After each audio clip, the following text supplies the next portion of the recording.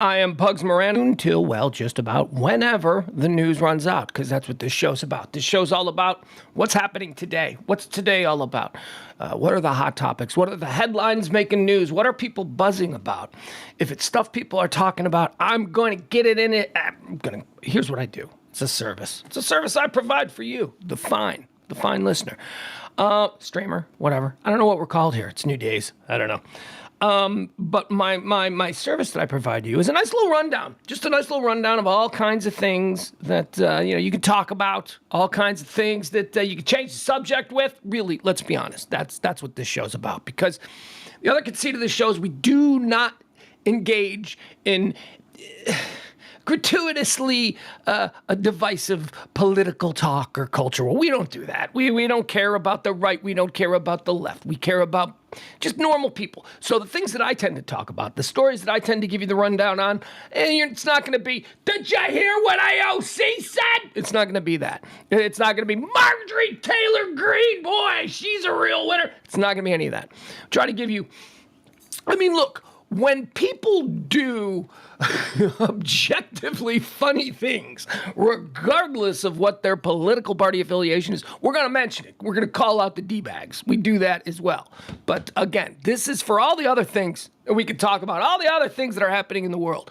Now, how do we execute a show such as this? Well, we start out by giving you a little thing we used to call, or we call previously, on this day. And we go through the history of this day. Things that occurred throughout time on this day. Not all of them, obviously not all of them. Can't do everything.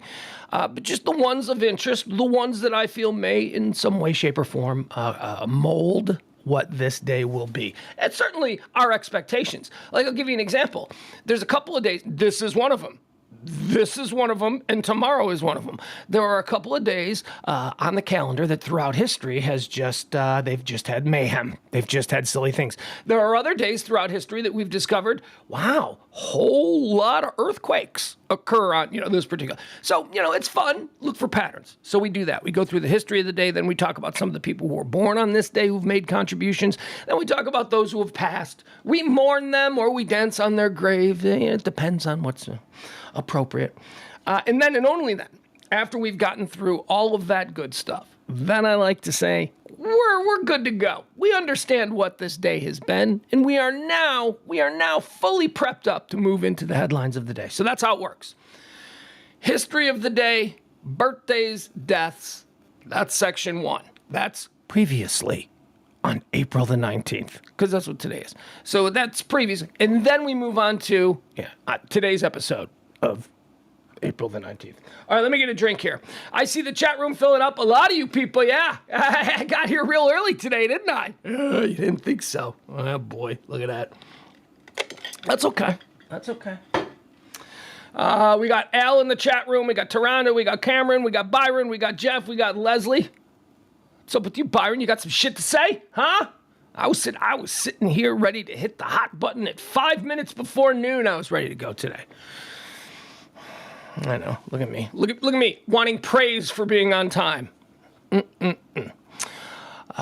Okay. So what else do we need to? Do we have any? Oh yes, we do have some house cleaning that we need to mention before we get into all of this.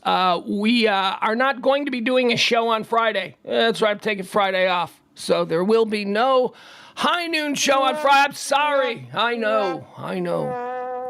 I enjoy doing it too. But on Friday, my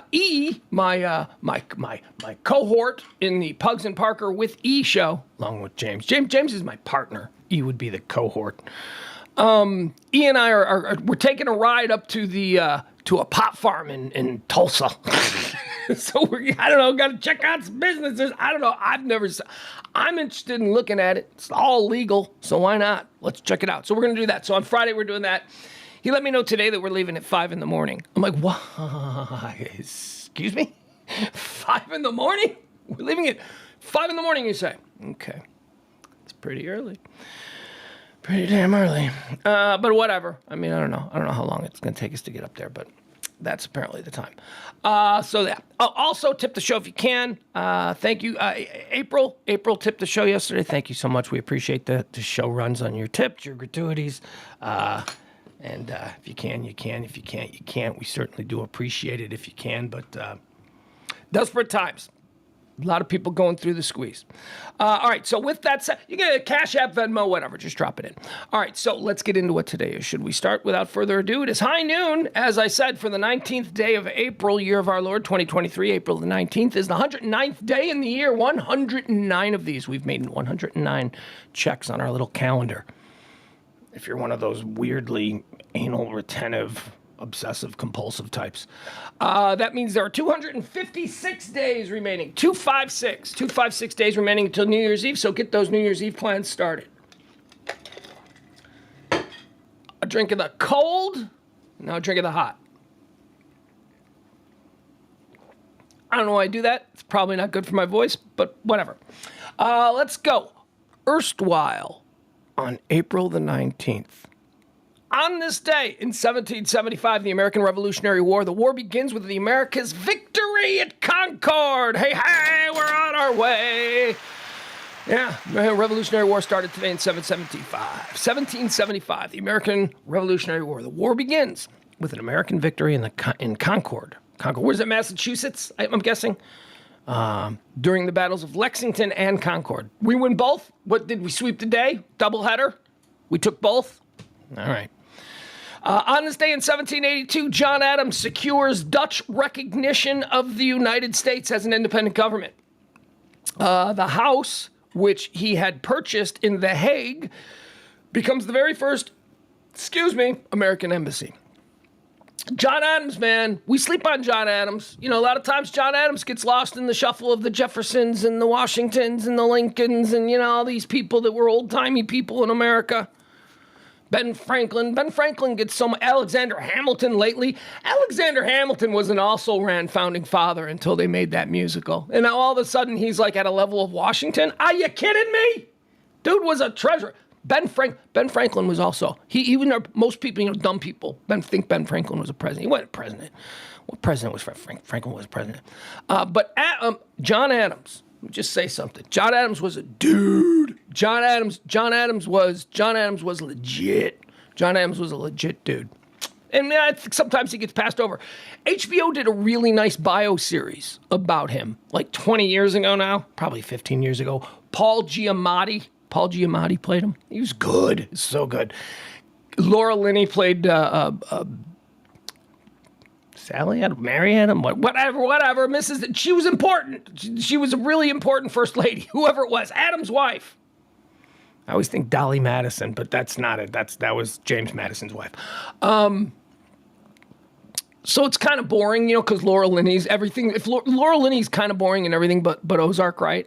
Isn't that like the rule with Laura Linney? It's like, oh God, it's Laura Linney.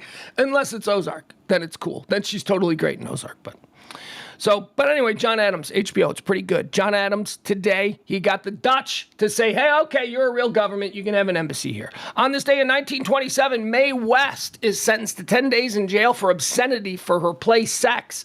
Talked about Mae West a couple of months ago, I'm saying. I don't know if it was on the nighttime show or the other one, but I was talking about how she was a trailblazer for the big old hoe, you know? Like, who's the one that does WAP? Who is that? Who does Wet Ass?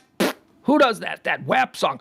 Whoever that is, they owe Mae West a debt of gratitude. Because Mae West was going to jail in the 1920s for being a woman who was talking about sex. Mae West was going to jail in, was it 1920s? Yeah, 1927 on this day. Mae West is sentenced to 10 days in jail for obscenity for her play Sex. She had a play called Sex about sexuality in 1927.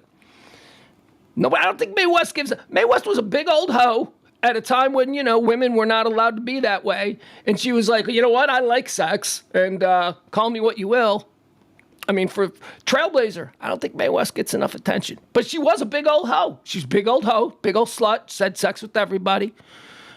If you think me using those words in this context is somehow sexually shaming her or slut shaming, I would say piss off, because I have no problem with people being sluts. I have no issues with human sexuality, and neither did Mae West. She was a slut. She was a whore. She played around. She was sexual in an era where it just wasn't that way. So you know what? If you're not sexually repressed and you're totally fine with people doing whatever they want with their bodies as long as it doesn't hurt anybody else, you should be looking at Mae West as an icon.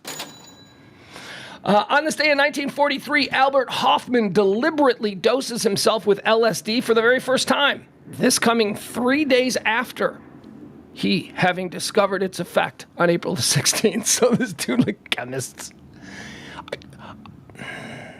What is the Venn diagram of like crazy stoner smart guy? Like we all have known crazy stoner smart guys.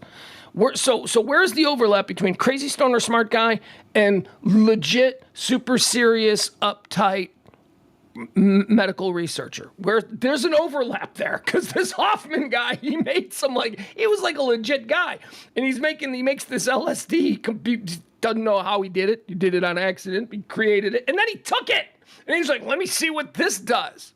Like, that's something that a crazy stoner smart guy might do. I don't know what this is at the bottom of my pipe, but here's what I did. I boiled it down, I created an oil, and now, a crazy stoner would do that. But so would the legit researcher, as Albert Hoffman did. Albert Hoffman tripped on his invention, LSD, on this day for the first time in 1943. On this day in 1956, actress Grace Kelly marries Prince Rainier of Monaco. Oh, was this a big deal? This was a really big deal. Grace Kelly, Princess Grace. Grace Kelly to me, see, here's the thing. It was weird. First of all, it was weird that like, so what, she's like the Queen of England now? No, there's other royal people, or at least there were in the 50s. We don't really acknowledge any other royalty in the world anymore, other than England. Even though there are other kings and stuff, we're just like, eh. So Monaco is this tiny little island. It's like the size of Grand Prairie, here in Texas. It's like this tiny little island, and they're their own kingdom. And so they're kings, and I don't know what the deal is down there, but there seems to be a ridiculous amount of money. There's got to be something shady. Like, and not just like shady, like, oh, it's drug money being funneled through bank. No, I mean like historically shady. Like that place has to have been like, doing pirate stuff back in the 200 years ago. You know what I mean? Like, I just think that maybe that must be the whole basis for them being left alone. But anyway, Princess Grace Kelly, an American movie star, an A-list movie star, one of the biggest movie stars. She just marries this guy, and all of a sudden everybody's acting like Monaco's a real kingdom. Like she's a real princess. Princess Grace! Because they have nice clothes. And I don't know. They never really struck me as real royalty. They're just rich people. They're just really rich people. Anyway, Princess Grace. I always thought Grace Kelly. All right, so I like Grace Kelly. Don't get me wrong, because I like those kind of old movies. Some of them, anyway. Grace Kelly to me, beautiful, absolutely beautiful. Grace Kelly to me is like a Kirkland brand variety Audrey Hepburn. Like there was Audrey Hepburn. If Grace Kelly's a princess, Audrey Hepburn's an empress, right? So you have her, but if you can't get her, then you need somebody else who sort of embodies that sweetness, just beauty, undeniable beauty, because both of them had that. But then there was also this like sweetness and this vibe, this innocence that they both gave off. I don't know. Kirkland, that's what Grace Kelly was. She was a Kirkland brand, in my opinion. She was a Kirkland brand Audrey Hepburn. Anyway, she got married a prince. She married her prince on this day. Hey, also, how did she die? Didn't she drive off a road? And she was like fairly young. I think she was fairly young, like maybe younger than me, like in her 40s or something. I don't know. On this day in 1971, Charles Manson is sentenced to death. That is later commuted to life imprisonment for the conspiracy in the Tate LaBianca murders. So on this day in 1971, Charles Manson was sentenced to death. That dude should never have been sentenced to death. I'm sorry, he shouldn't have been sentenced to death unless you want to have a real serious conversation about the manipulation of the mentally vulnerable, because that's a real complicated conversation we got to have, because that's what Charles Manson did. Charles Manson didn't kill anybody. Charles Manson was evil. This is not a defense of Charles Manson, but, he was sentenced to death because that story scared the shit out of everybody. He was turned into the boogeyman. He was turned into a monster. And he was. But really what he was just a hippie cult leader who, like a bunch of dumb kids on drugs who were impressionable and vulnerable. They just did what he said because he seemed cool. I don't know where that came from. Fucking kids in the 60s. What the hell were they seeing when they were like, Charles Manson seems awesome? He's living in an abandoned movie lot in the hills and off Mulholland in the Hollywood Hills. Funky, there's no plumbing, there's no electricity. I don't know, I don't get it. Whatever. If you're doing enough drugs, I guess maybe it made sense back then.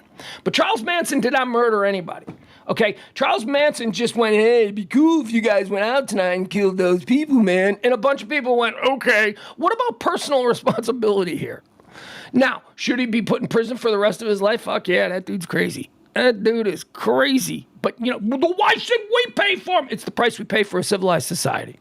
A civilized society means that we have a moral code, which, means we try to take life as an absolute last resort and for the biggest of crimes.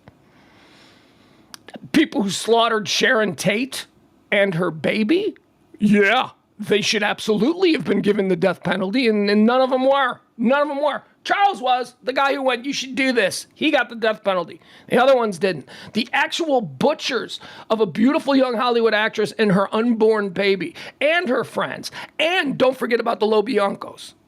That's a whole other house that they went and ransacked and killed. Those people actually physically made the decision to murder another human being. That's why they need to be put to death. Charles Manson? Nah, that dude needs to just rot. He needs to become human veal. You just put him in a box for the rest of his life till his heart gives out. But I don't believe we should kill him. Let's see here. On this day in 1985, 280. Yeah. Okay, so this is weird. So now we start a weird run of, remember I said the reason we like to go through the history is because sometimes we can see patterns. Sometimes we think we see things that have happened on this day in the past. And so here we are on this day now. Is this coming over the horizon? Is something like this just hours away from breaking on CNN? This is one of those days that has one of those rhythms, that has one of the, tomorrow, 420, that's a crazy one. 420 has so many weird things that happened on it, and they all seem related or inspired by the other. It's just crazy. 419 is also like that. 419, which is what we're in today, on this day in 1985, 200 ATF and FBI agents lay siege to a compound of the white supremacist survival group, the Covenant, the Sword, and the Arm in Arkansas. The Covenant, the Sword, and the Arm surrenders 2 days later. Okay, so on this day, we had one of these government sieges of some, bunch of idiots doing some fucked up shit. So we had that in 1985. Okay. Just remember, put a pin in that. Just remember. On this day in 1987, The Simpsons first appear as a regular short on the Tracy Ullman Show. I remember that was a Sunday night, Tracy Ullman Show. Brand new Fox. Fox was brand new, so we were all watching it. Tracy Ullman Show. I thought it was good. I don't know if it holds up. But they were doing some animated stuff on the Tracy Ullman Show. And one of the shorts that they showed were what we now know to be The Simpsons, but they were weird, man. Like, have you ever seen, Walt Disney made his first Mickey Mouse in 1915 or whatever it is, and it's like a weird Mickey? It's like a weird rat-like Mickey, and it's like, it's kind of Mickey, but it ain't Mickey. That's what The Simpsons were, like when they first debuted on Tracy Ullman. If you look at them now, now they're refined, they're perfect, they're burned into our senses. Marge Simpson, quick. All of you just accurately pictured Marge Simpson. That's how burned into it. But back then, they weren't it was different. Marge still had the blue. They were pointier. They looked, they looked darker. They looked darker. And I think that was a thing with Matt Groening. I think that was his original cartoons were all very dark, very subversive. That's why he became popular. But then when The Simpsons got on TV, I think Fox was like, let's make it nicer. Not that the content wasn't still subversive, because The Simpsons has always been incredibly subversive and provocative and very interesting, very smart, very on point. But I'm talking about the visuals of it. I think they made them look nicer. I think they made the colors brighter. I think they rounded some of the sharp edges, Anyway, it was on this day. Simpsons, one of the greatest television creations in the history of television, debuted on this day in 1987. On this day in 1993, you can go back to the 1985 siege in Arkansas. Remember I told you to put a pin in that? Pull that pin up, because come on, here we go. We're coming to 1993. On this day in 1993, the 51-day FBI siege of the Branch Davidian building in Waco, Texas, ends when a fire breaks out. 76 Davidians, including 18 children under the age of 10, died in the fire. Okay, so there we go. So we've got a mass 1985 there in Arkansas. We've got the Covenant, the Sword, and the Arm. They got surrounded in 2-day armed standoff with federal agents. Then on this day, here we go, 1993, we have the Branch Davidian thing. Let's talk about that for a while, because I bet a lot of you guys have memories of that, especially if you were here. First of all, you should have memories of it, because most of you, I think, are around my relative age group within a 10, 15-year clip. Some people more, but whatever. You probably remember when that all went down. And here, if you were in North Texas, I mean, it was a really big deal. Dallas media played a major role nationally in breaking that story to the rest of the world. All of the conversations between David Koresh, he called into Dallas radio. I don't know what it was. I don't know if it was KOIF or whatever, but Branch Davidian propaganda, if you will, was broadcast on Dallas radio. And actually, I don't mean to say propaganda because it was a story. He had asked for airtime in exchange for the release of some of the hostages. Or I guess they weren't hostages. It depends.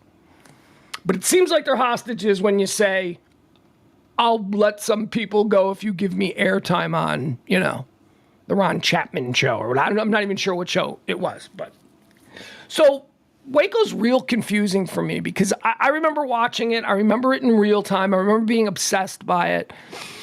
I remember watching when the fire broke out and watching it live on CNN. Thinking that don't look right. And then like 2 hours later, we're staring at a smoking, remains going, what did we just watch exactly? And, we're all asking, was anybody in there? We don't, because we're talking about in the moment. We're like, they all got out, right? They must have gone out the back. We didn't see that. Because drones haven't been invented yet, so we didn't have all these different camera angles covering the back of the house. And then as years go on, there's all this, the government killed them, and then there's the stories that we heard about them. They were stockpiling arms for a war against whatever. They were molesting children. David Koresh was a pedophile. I don't know. Those were all the things that we were told. Those were all the stories. Before the house burned down, that was the reason for this action. Oh, they're terrible people. Janet Reno out there telling us they're terrible people. The stockpiling of guns is a little troubling. That's troubling. But in the years since, I've seen a number of documentaries. And I apologize because I've seen so many documentaries. I have no idea what I think about Waco. I have no idea what I've seen so much stuff that has made me go, man, those poor Branch Davidians, those poor people, man. They were just weirdos. You can be weirdos. You're allowed to be a weirdo. Go be a weirdo. You should be left around. Like there's that part of it. And then there's another part of it where I'm like, oh, those fucking people, man, they were into some bad stuff. We can't allow that to go on in civilized society. So I don't know where I'm so confused by the whole Waco thing. I recently watched, there's a new Netflix documentary about the Waco siege. I think it's Netflix. I don't know. It's one of those platforms. I can't keep the platform straight. But it was good. And it's a fascinating story. It's a complicated story. So I suggest dive in and make up your own mind because it's been 20-something years for me and I still have no idea how I feel about that. Let's see here. What else do we have? Okay, that was 1993. All right, so we got the two pins there. We've got the 1985 ATF and FBI siege of the Covenant of the Sword, the Arm, and the Lord in Arkansas. We got that. And then we just did the 93 Branch Davidian thing. That happened. Of course, on this day in 1995, the Oklahoma City bombing occurred. The Alfred P. Murrow Federal Building in Oklahoma City is bombed, killed 168 people, including 19 kids in the daycare center. 19 under the age of 6, I should mention. 19 little babies.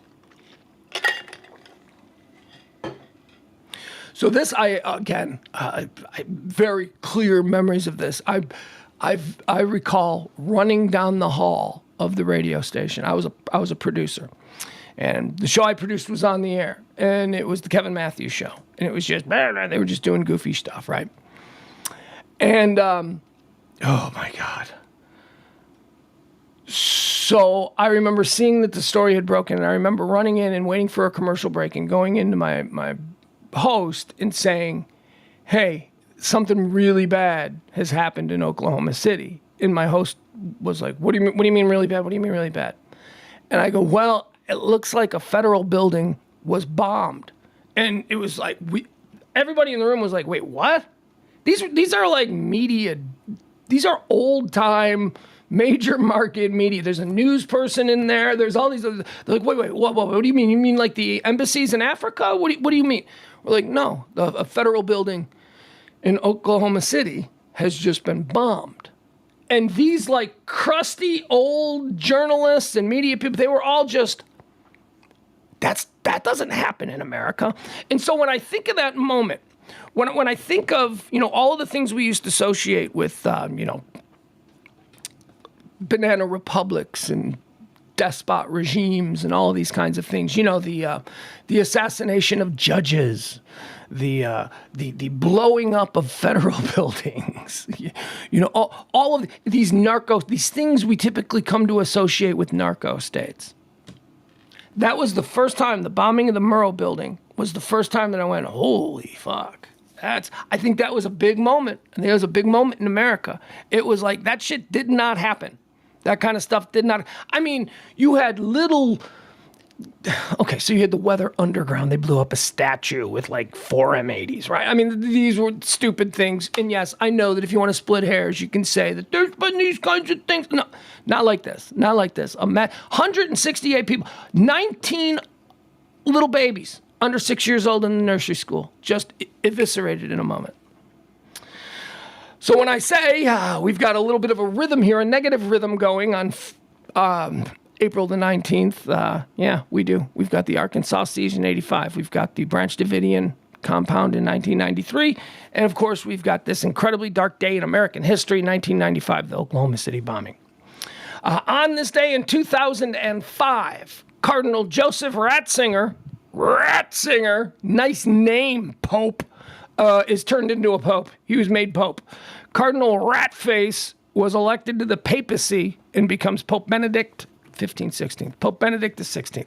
Dude, if you're like getting up to like 16th, get a new name. Get a different name. Choose a different name. I bet there's never been a Pope Leroy. Be Pope Leroy the First. Yeah, that's cool. You could even spell it fancy. You could spell it Leroi if you're so inclined.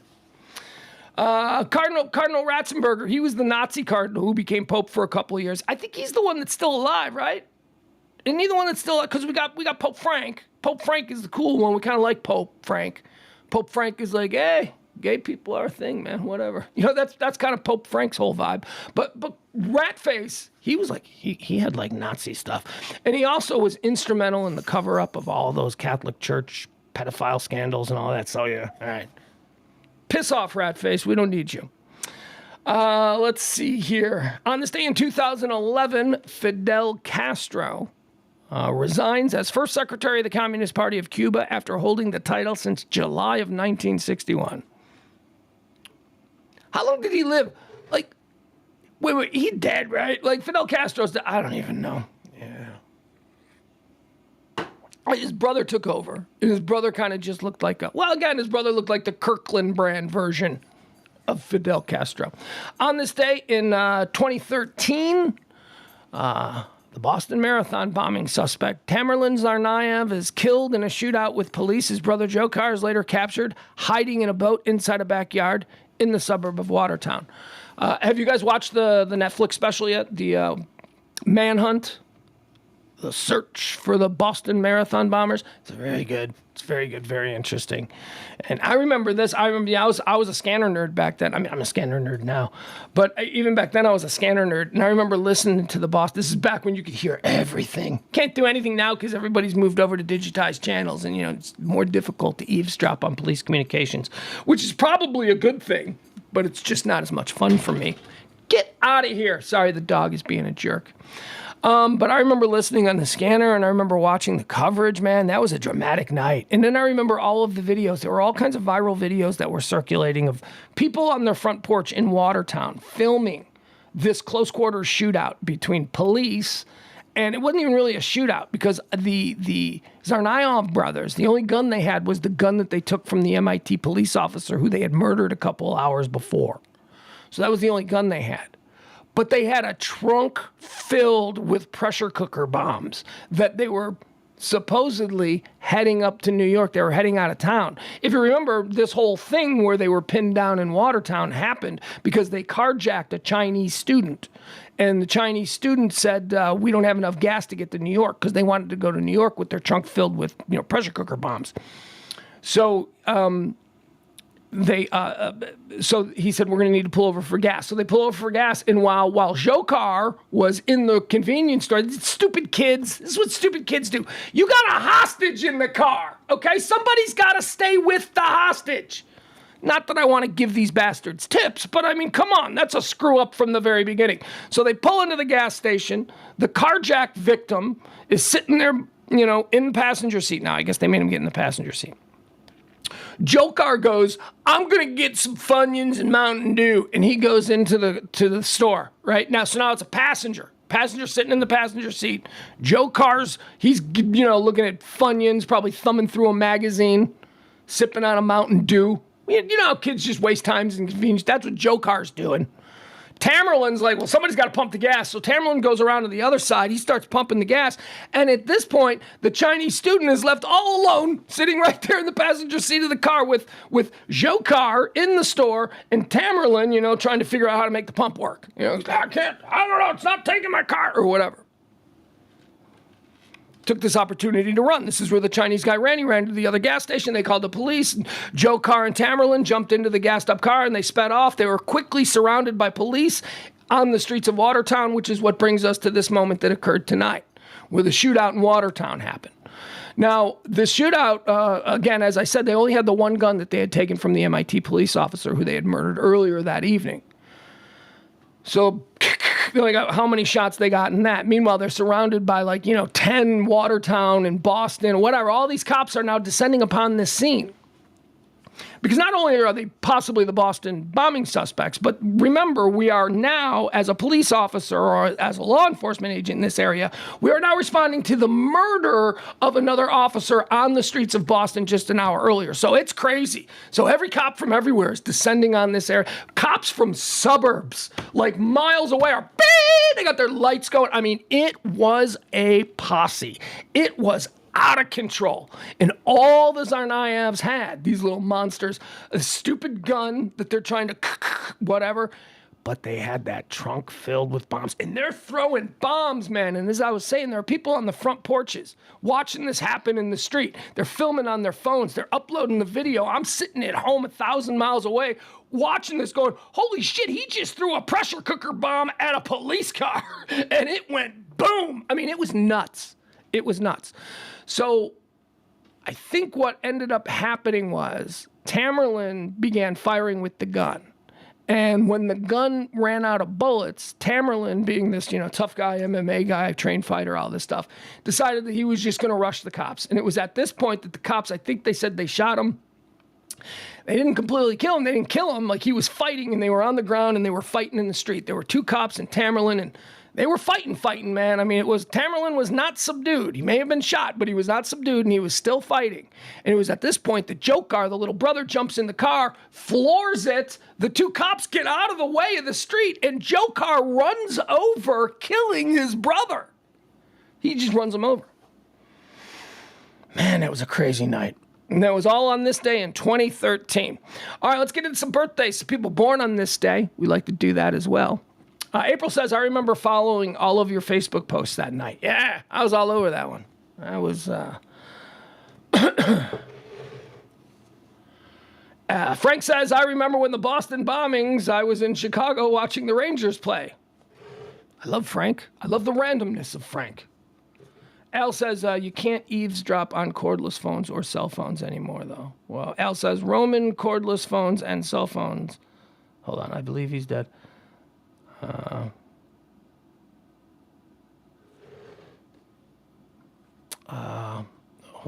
on. I want to talk to some chat people.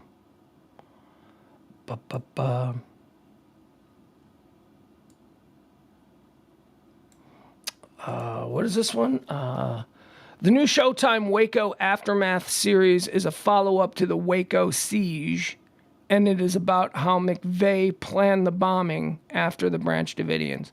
Yeah. There's all those pictures. He's even interviewed by a local news team. McVeigh, that monster. He's sitting there hanging out at the Branch Davidian. He's on like a dirt road. He's sitting on the hood of his car. 2 years later, he would change America. Now, I'm not saying locally when I say change America. That was because, remember, September 11th hadn't happened yet. So the Murrow building, you got to put yourself in that time. okay? The Murrow building explosion was about the worst thing that had happened to America in recent history. I mean, it was a very big deal.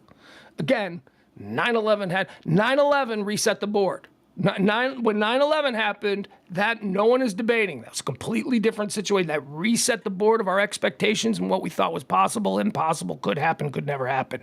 9/11 did that. But the Murrow building was a big ass deal, man. I don't know. Maybe it was just for me. Maybe, I don't know. Maybe I'm just a weirdo. But let's do some birthdays. Born on this day in 1903, Elliot Ness, American law enforcement agent, untouchable, the man who brought down Al Capone. Kevin Costner played Elliot Ness in an incredible depiction of the Untouchables story. Of course, the Untouchables. Who did that? Who did the Untouchables? Was that Brian De Palma? Was that Brian De? Who did the Untouchables? That's a good movie. That is such a good movie. That was one of the first movies I made my son watch. 10 years old. That was one of them. I'm like, all right, we're watching the Untouchables. He liked it, even at 10 years old. He's like, that's cool. I'm like, yep. Elliot Ness, born on this day in 1903. Born on this day in 1933, Jane Mansfield. Jane Mansfield, she is the mother of that chick that's on SVU. What's her name? Hargitay, Mariska Hargitay. Jane Mansfield, Mariska Hargitay's mama. Jane Mansfield got her head cut off in a car accident. That's how she died. Really brutal. Really brutal. Yeah, there are some descriptions, I should say, of the way that Jane Mansfield died. Oh, God. And I think like Mariska Hargitay was in the car. I think she was like a baby in the car when it happened. Oh, my God, how awful. Born on this day in 1935, Dudley Moore. Oh, little Dudley Moore. Little Dudley Moore was a big star in England, like in the 50s and 60s. He was a stand-up. He was not a stand-up. They didn't have stand-up. He was part of a comedy team, Dudley Moore and Peter Cook. They were pretty funny. If you ever get an opportunity to see some Peter Cook and Dudley Moore stuff on YouTube or whatever, they're pretty funny. You might not be aware of them. They're funny. And then Dudley Moore went solo. Peter Cook kind of like did a whole bunch of movies like in the early 70s and late 60s. And here's what I think happened with their partnership. I think right out of the gate, Peter Cook got taken away. I think Hollywood or whatever movies, they were like, you could be a leading man. You're the handsome one. The other guy's just a little kind of funny guy, but you're handsome. So Peter Cook started getting movie roles where it was just Peter Cook and not as a part of Peter Cook and Dudley Moore, the comedy team. So Peter Cook started getting roles, straight roles, comedy roles, leading man roles, that kind of stuff. And Dudley Moore didn't really do anything. And then all of a sudden, like Dudley Moore got 10. Remember 10? Woo! 10 was a huge hit. And that was probably 7 years after Peter Cook had already started making his solo movie career. But Dudley Moore did 10. He did Arthur. I mean, what would Arthur be his probable best role? Could you even do a Dudley Moore? I don't even know. Anyway, I like Dudley Moore, but I was a little kid. What did I know? Born on this day in 1952, Simon Cowell, English conservationist. So in 100 years, if somebody goes and looks up Simon Cowell, this Wikipedia entry is going to say English conservationist. It's not what Simon Cowell is. Simon Cowell's a record producer. Simon Cowell runs a record label. Simon Cowell is a game show host. No. History is going to reflect that Simon Cowell. Watch this be a question. Who was Simon Cowell? Answer. He was a host of American Idol. No, he was a famed conservationalist. Whatever. Born on this day in 1965, Suge Knight. He's still alive. Can you imagine that? Suge Knight's still alive. Look at that. Suge Knight, born on this day in 1965. Born on this day in 1968. Oh, here's one for the ages. Nepo baby. Ashley Judd, born on this day in 1968. Nepo baby. Look, I saw all those Lifetime movies about her. She wasn't a Nepo baby. She was a... Shut up. She was a Nepo baby. We never heard of Ashley Judd as an actress until the Judds were famous for about 10 years. Okay, so the Judds were famous, and then all of a sudden, that's the girl from the Judd. That gives you a leg up. Okay, Ashley Judd, she's like a country singer. That's interesting. When they're casting you, when they're looking for a connection, when they're looking for something to exploit, Ashley Judd's going to get the job over Ashley Jones because you know why? When the movie comes out, there'll be buzz with, oh, she's the sister of the Judd. That's just a no-brainer. That's why you go, so don't tell me she wasn't a Nepo baby. She kept the name Judd at a time when the Judds were like the biggest country band in the world. Ashley Judd, Nepo baby. James Franco, born on this day in 1978. I love James Franco. I think he's really funny. However, there are things about James Franco that ain't really funny. Like, apparently he's a big old lech. But honestly, I look at James Franco and I go, girls for him has got to be, it just must be really easy. His entire life. So why does he need to be a lech? I don't know. He's a good-looking guy. He's a talented actor, real talented actor. Incredibly smart guy. We find this a lot. We see that the people who are best at playing really stupid people are actually really smart people. You want to know a good example of that? Suzanne Summers. Suzanne Summers is an incredibly smart woman. She negotiated that whole Thigh Master deal because she saw the big picture. and Suzanne Summers is worth a couple $100 million. Suzanne Summers, famous for playing dumb people. James Franco, plays a hysterical dumb guy. Not a dumb guy. Ashton Kutcher. Ashton Kutcher plays a great dumb guy. Not a dumb guy. Not a dumb guy at all. Here's my question, though, about James Franco before we go any farther. Is he a Nepo child? Did he come from money? I don't know. We know Ashley Judd had the Judd name. So is James Franco one of the people that would fit? Like, my theory is that almost everybody in Hollywood came from money. Now, maybe not $100 million, but they had money. Like, the kids who make it, who go to Hollywood and make it, are the ones that don't have to wait tables. Now, I know there's always these stories, I waited tables. That's rare. The ones who really make it are the ones that can go on every audition and be available at the drop of a hat. Because you know what? Hollywood producers and casting agents tend to be very improv-based. Get them on the phone. Can they get over here? And if you can't get over here because you've got a shift at the diner, you're going to lose that role. So that's part of my whole theory. It's much easier to go out to Hollywood and try and land roles and make a name for yourself if you're not worrying about hustling rent. And in the case of most people who make it, it appears that their parents were paying their rent and they always had a nice fancy German car to drive around LA in, and it was wonderful. But I don't know about James Franco, so let's look at James Franco's early life. James Edward Franco was born in Palo Alto, California. Okay, that right there, that kind of tells me that he came from money. Palo Alto, California is one of the most expensive. It's Silicon Valley. So I believe the most expensive home in America is in Palo Alto, California. His mother, Betty Lou, is a children's book author and occasional actress. Okay. So his mom didn't work at the bank and then pick up a couple of shifts at the bar on Thursdays and Saturdays. So that was, his mom was a children's book author and an occasional actress. Okay. Yeah, I'm starting to think that Dad probably had a really good job. So let's see what James Franco's father's all about. His father, Douglas Eugene Franco, ran a Silicon Valley business. Okay, there you go. That's all it says. I wonder if there was any money running a Silicon Valley business in the early 80s. I wonder if they made any money. Jesus. So, yeah, okay, so there you go. I just learned. James Franco is a Nepo baby. Not a Nepo baby, a priv baby, a baby of privilege. Born on this day in 1979, Kate Hudson, ladies and gentlemen. Oh, America's sweetheart. We loved Kate Hudson. Kate Hudson, of course, the daughter of Goldie Hawn. Wasn't really a stretch when a little 15-year-old Kate Hudson said, I'm going to star in $100 million movies. Wasn't really a stretch when she said it at her mom and Kurt Russell's dinner party. I'm going to be an actress. It was like, yeah, you probably will. And for a period of time, you're going to be one of the biggest actresses in the world. It's weird when some little kid in Forney does it, right? In front of her dad, who's an airplane mechanic, and the mom, who's works a toll booth, right? That's. But when Kate Hudson, born on this day in 1979, says, I'm going to be a big star, everybody goes, yeah, you probably are. Probably are. Your mom will make a call. There you have it.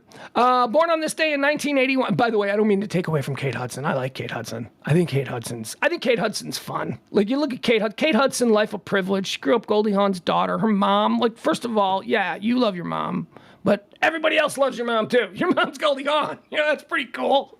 Your stepdad is Kurt Russell. It's Snake Plissken. You're living in the same house as Snake Plissken growing up. That's so badass. So, She's a cool life. And then she turns out she's beautiful, because of course she's beautiful. And then she becomes an actress, but then she becomes like a crazy actress. Like she's hanging out with Chris Robinson of the Black Crowes, and she's wearing. I like Kate Hudson. I do not mean to demean her because she happened to have been born, because she slid out of Goldie Hawn's uterus. That is not, I don't mean to demean her. I love her. I think she's fine. I'm just pointing out a fact that it is almost all of our Hollywood celebrities are rich kids. And about rich kids, let me quote the great Bill Murray. When Bill Murray was asked at a golf tournament why it is that he spends so much time on the golf course and not home with his lovely family, Bill Murray responded, "My house is filled with rich kids, and I hate rich kids." That's the greatest line ever.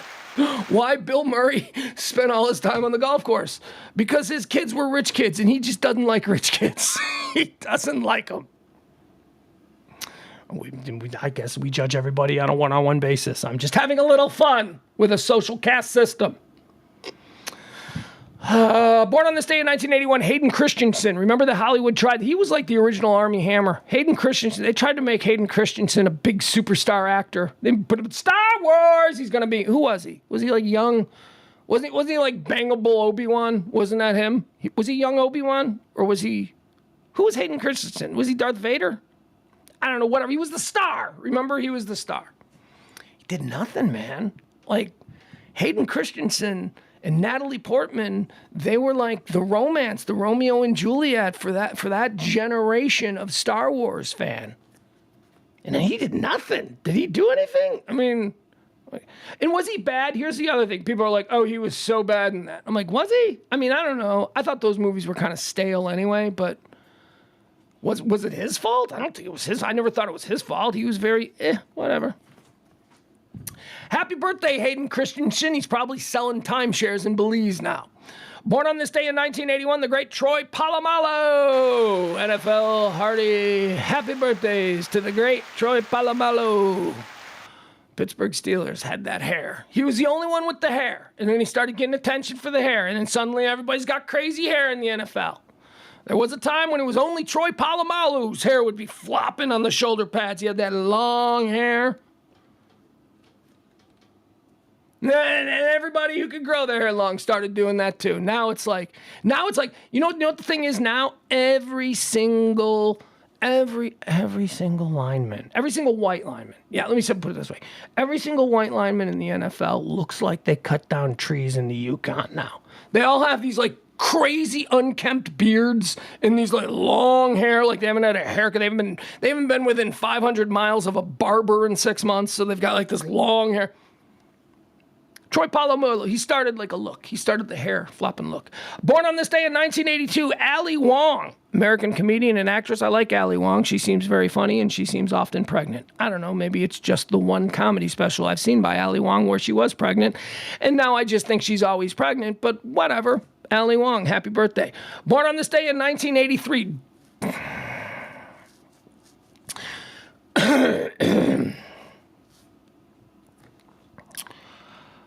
This one is hard for me, because a lot of times I actually, this is why I stopped on it. Typically I would not mention this, but for some reason I didn't delete this one or I didn't gloss over this one. So we're going to give a happy birthday to Joe Mauer. Happy birthday to Joe Mauer. Longtime Minnesota Twin. First baseman. I think he played a little catcher. He played a little outfield. Joe Mauer has done more to hurt me as a baseball player over the years than I think any other.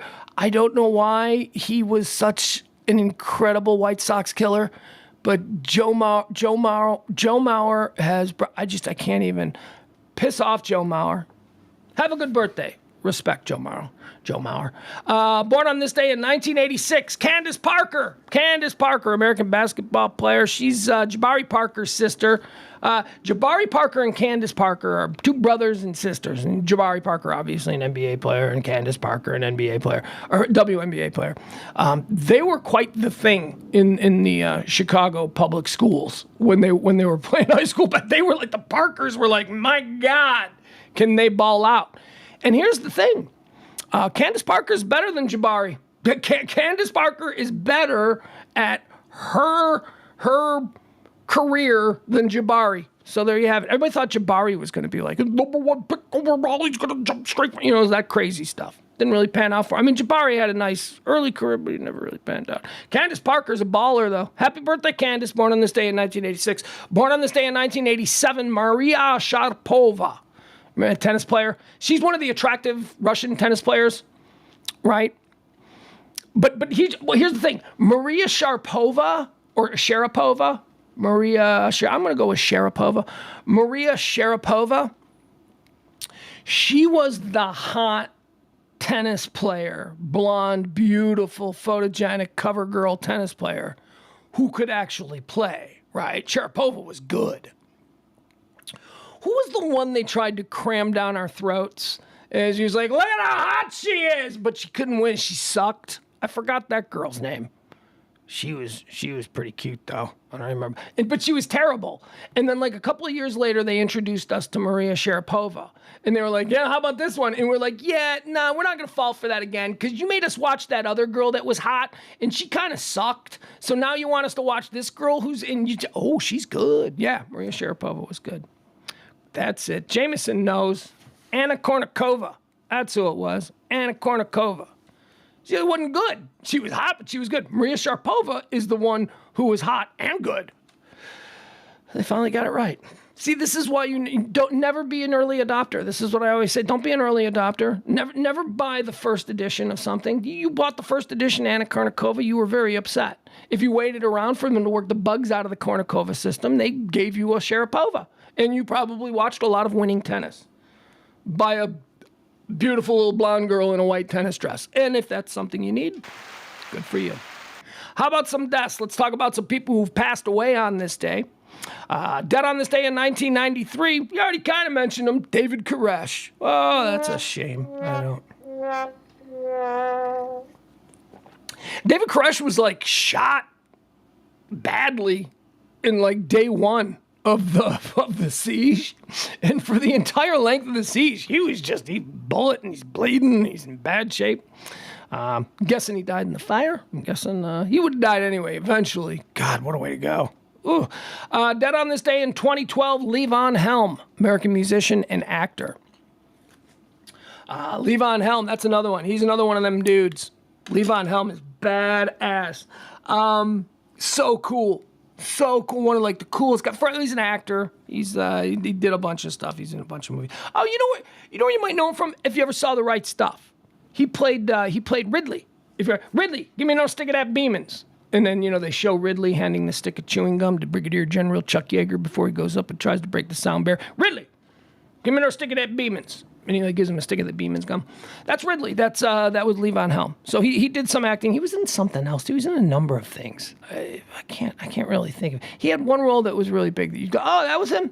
But before that, Levon Helm was a musician and a tremendous musician and a highly respected and well-regarded member of the band. If you know the band, I think he was originally in the Hawks, which was Ronnie Hawkins' band, and the Hawks would eventually meld with another band, Canada. It was like a hillbilly. It was like Southern rock and Canadian rock, and they all came together and they called themselves the band.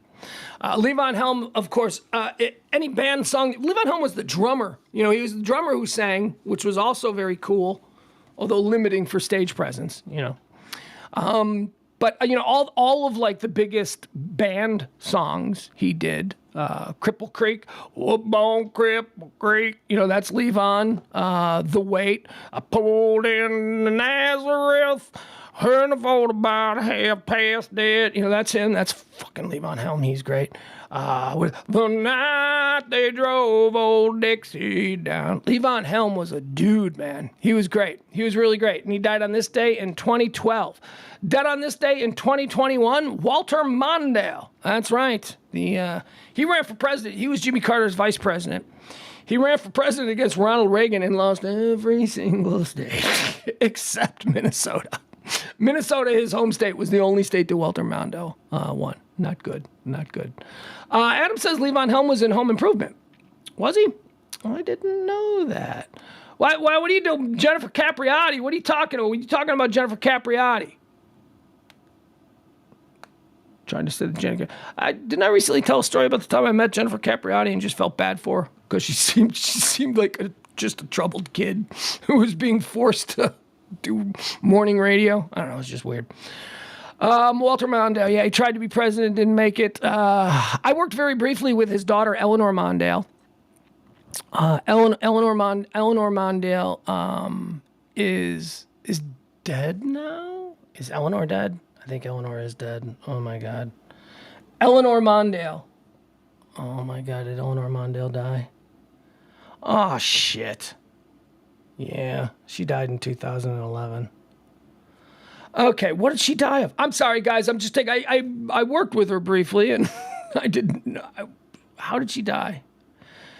After a bout of seizures, Mondale was diagnosed with brain cancer. Okay, there you go. The cancer got her. She had to have been young. 51. 51. She died at 51. Anyway, that's all I can help you out with Walter Mondale. Eleanor Mondale was gorgeous. She was hot, man. She was sexy. She was married to a Chicago Bear. She was married to Keith Van Horn, who was one of the 1985 Bear offensive lineman guys. So she was married to Keith Van Horn, and so she moved to Chicago. She was living in Chicago, and she worked in Chicago media. She was like a TV personality. Boy, I liked her. I mean, I didn't know her, but she seemed really cool. She seemed like a really good. She was really pretty. She kind of looked like Uma Thurman. That would be how I would describe for people who don't. You could probably just Google search her. You could just know what an Eleanor Mondale. Although I would say look on Bing. But Uma Thurman, I think she looked like Uma Thurman, and now I need to see if I remember that right. Sorry. No, hey, this is what we do. The show is stream of consciousness, and sometimes we get distracted, and we've got nowhere to go. So what do we care? Let me see.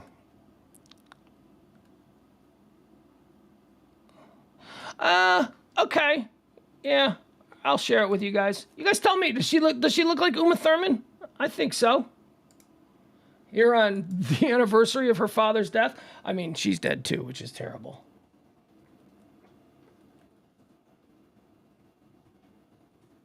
Let's see here. We'll scroll through these. I just realized I'm like, I can show them the pictures. They can see them. Boop. All right, I don't know what this is. I don't know what this is from. This looks like maybe towards the end. This because she died at 51. She's probably in her 40s here. Yeah, not so much Uma Thurman. I guess not so much Uma Thurman, maybe. Although they're kind of Uma Thurman. Yeah, maybe is it the eyes? I don't know. Sorry, I'm just working through the acknowledgement that she's dead. I'm like, oh my God, that's terrible. She died. Anyway, there you have it. They had pictures of who I always thought was the very sexy daughter of failed president Walter Mondale, Eleanor Mondale. All right, there we go. That's a good one. Look at her doing sexy poses. All right, that's fine. All right, enough of that distraction. I do apologize. What do we got here? Who else died? Dead on this day in 2021, Jim Steineman. Do you know who Jim Steineman is?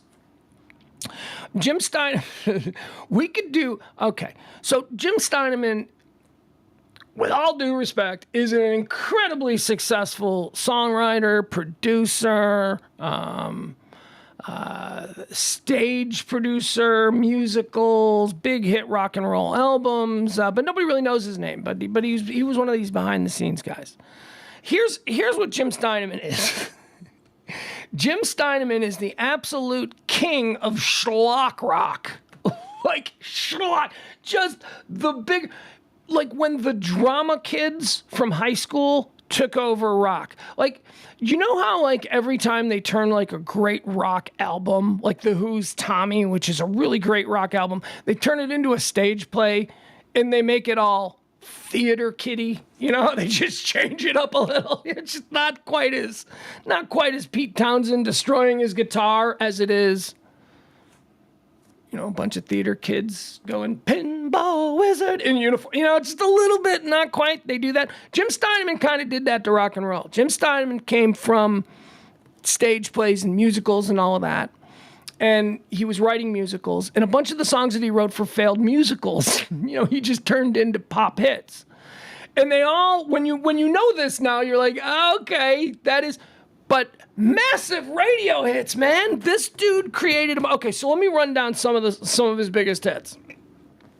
This is the dude who wrote "Total Eclipse of the Heart" for Bonnie Tyler, right? Turn around, bright eyes, turn around. You know what I mean? Everything is big and it's a theater. It's very like dramatic. So he did that one. And then he, what else did he do? Oh, the entire Bat Outta Hell album. He's most associated with Meatloaf, because Meatloaf was just the performer.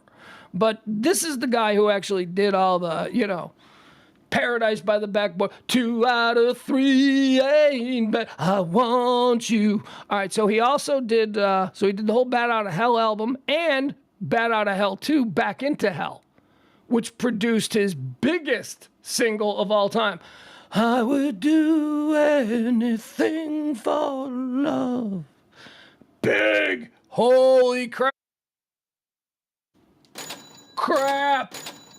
That's big money right there. But also, you know, so his most successful chart singles include Bonnie Tyler's Total Eclipse of the Heart, Air Supply's Making Love Out of Nothing at All. No. See what I mean? It's all this like really schlocky stuff, but man, you just keep ringing that cash register, Jim Steinman. 'Cause, woo, good Lord. So a bunch of Air Supply, Bonnie Tyler, all of the Meatloaf stuff, a whole bunch of Barry Manilow stuff, Celine Dion. You know the Celine Dion song? It's all coming back to me now. Or however that song goes, a big Celine Dion hit. Yeah, that's him. He wrote that thing too. Wrote some songs for boy groups. No Matter What for Boyzone, which was a big hit in the UK. I don't know, man. Anyway, I say with all due respect, God bless you, Jim Steinman, but your music is cringy. Your music is like so over the top, schmaltzy. Turn around, bright eyes. You wrote that. You're the guy who went, turn around, bright eyes would be a good thing. I mean, I guess it works. I mean, it worked, but it's just weird. Just a weird line.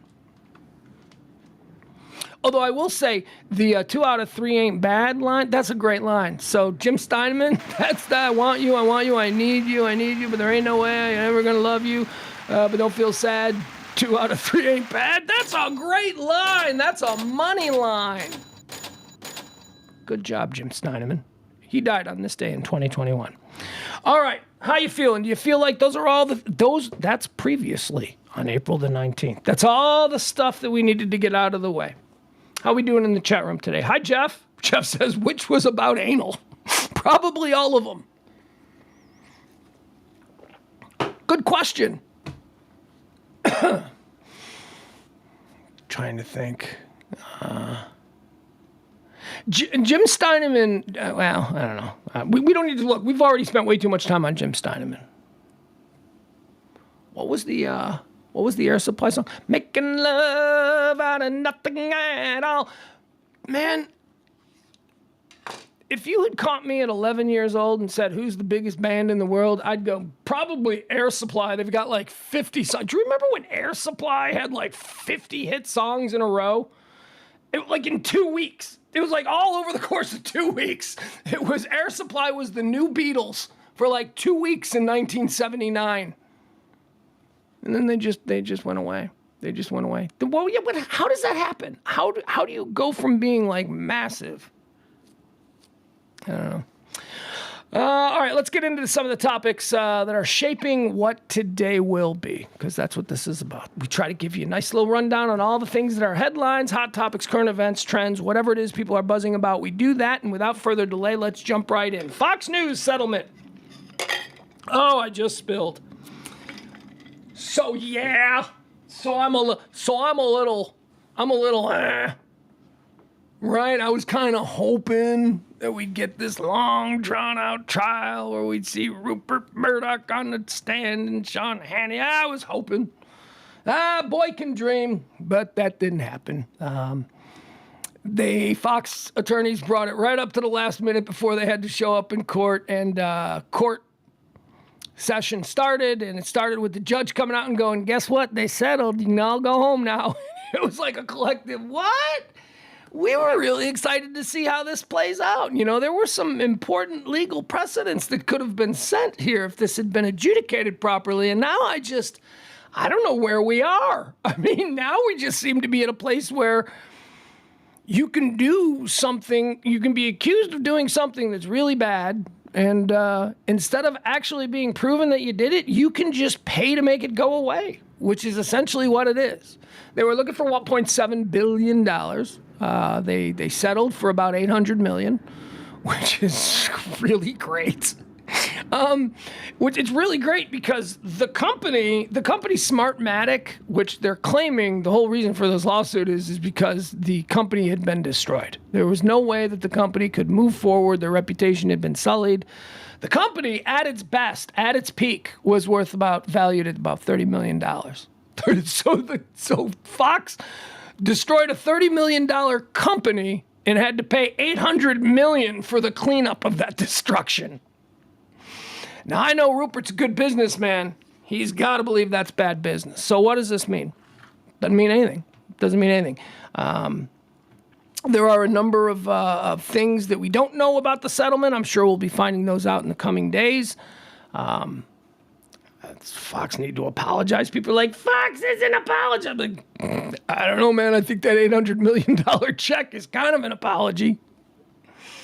But that's the bloodlust for people. People don't want. People want the gotcha. People want more. That's why people are upset that this trial isn't going to go. Here's the deal, though. This wasn't even the big trial. This is this Dominion was suing for 1.7. Fox is still in the discovery stages with Smartmatic, who is suing them for 2.4.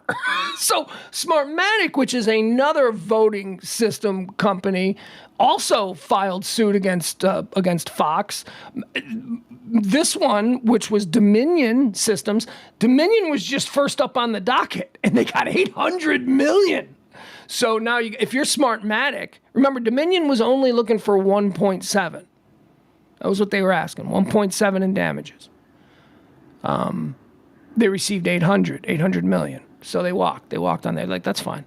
Well, the 1.7 is a made-up number anyway, because remember, the company's only worth $30 million, so 1.7 is a totally fabricated number. It doesn't matter. They took $800 million. They just set the ceiling as to where, the negotiation should begin, and with any good negotiation, they started it extremely high so that there was room to work. Smartmatic is $2.4 billion. Smartmatic is saying, no. They were doing 1.7. We're coming at you at 2.4. Now, that case is currently in discovery. Now, it was during the discovery stages of the Dominion case with Fox News that shit got really bad for Fox, because it was the public information that was released regarding what was discovered in open court during that process. And it was all of the emails. It was all of the voicemails. It was all of the shit. It was all of the important people at Fox News admitting that what they were saying on the air were lies. And it was lies just because that's what their audience wanted to hear.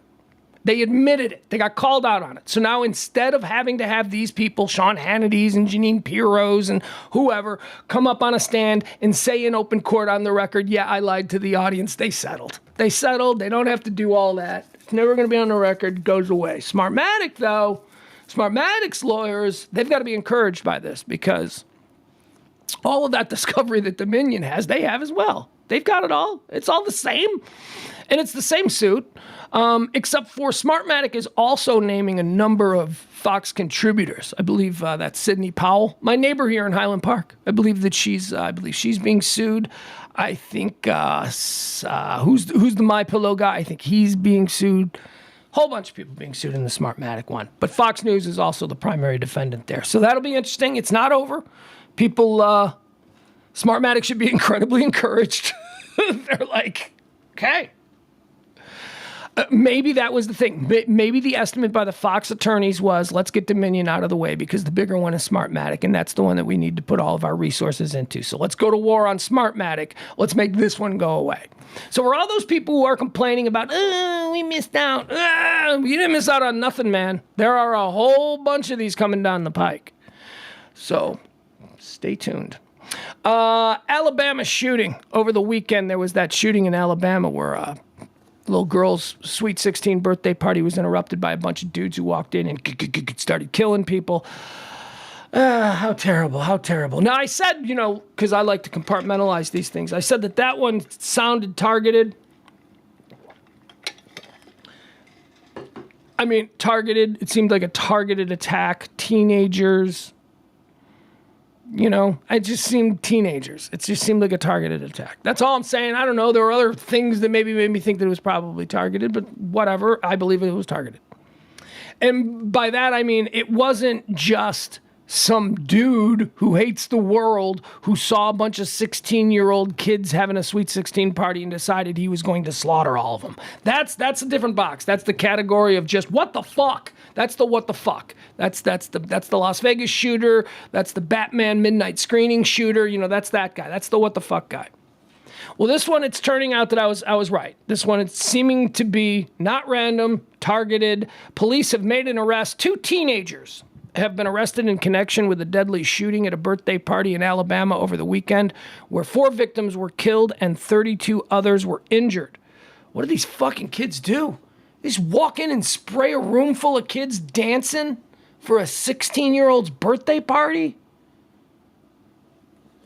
There's guns everywhere, man. They're just everywhere. How do you do that? How did they kill 4 people, 2 dudes? All right, let's go through it. Tyreek McCullough, 17 years old, and Travis McCullough, 16, have each been, I bet the McCulloughs are so proud of their boys. You just lost both your boys forever, McCulloughs. Why? Because you were obviously shit parents. You can't blame the parents. I can blame the parents to some degree. Abso-fucking-lutely I can. Yeah. Kids running around spraying birthday, but your 2 sons, 2 of them, one of them, you got 1 kid, he's an idiot. That's okay. That could be an outlier. You got 2 idiots. That means you're probably doing a little bit of idiot nurturing. Don't give me, stop blaming the parents. No, blame the parents. Blame the parents. Not entirely.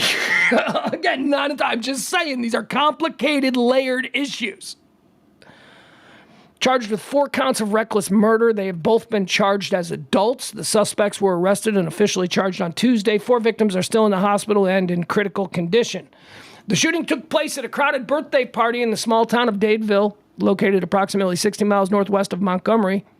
Make no mistake, this is Alabama, and when you pull out a gun and you start shooting people, we're going to put you in jail. Alabama Law Enforcement Agency Sergeant Jeremy Burkett said at a press conference Wednesday.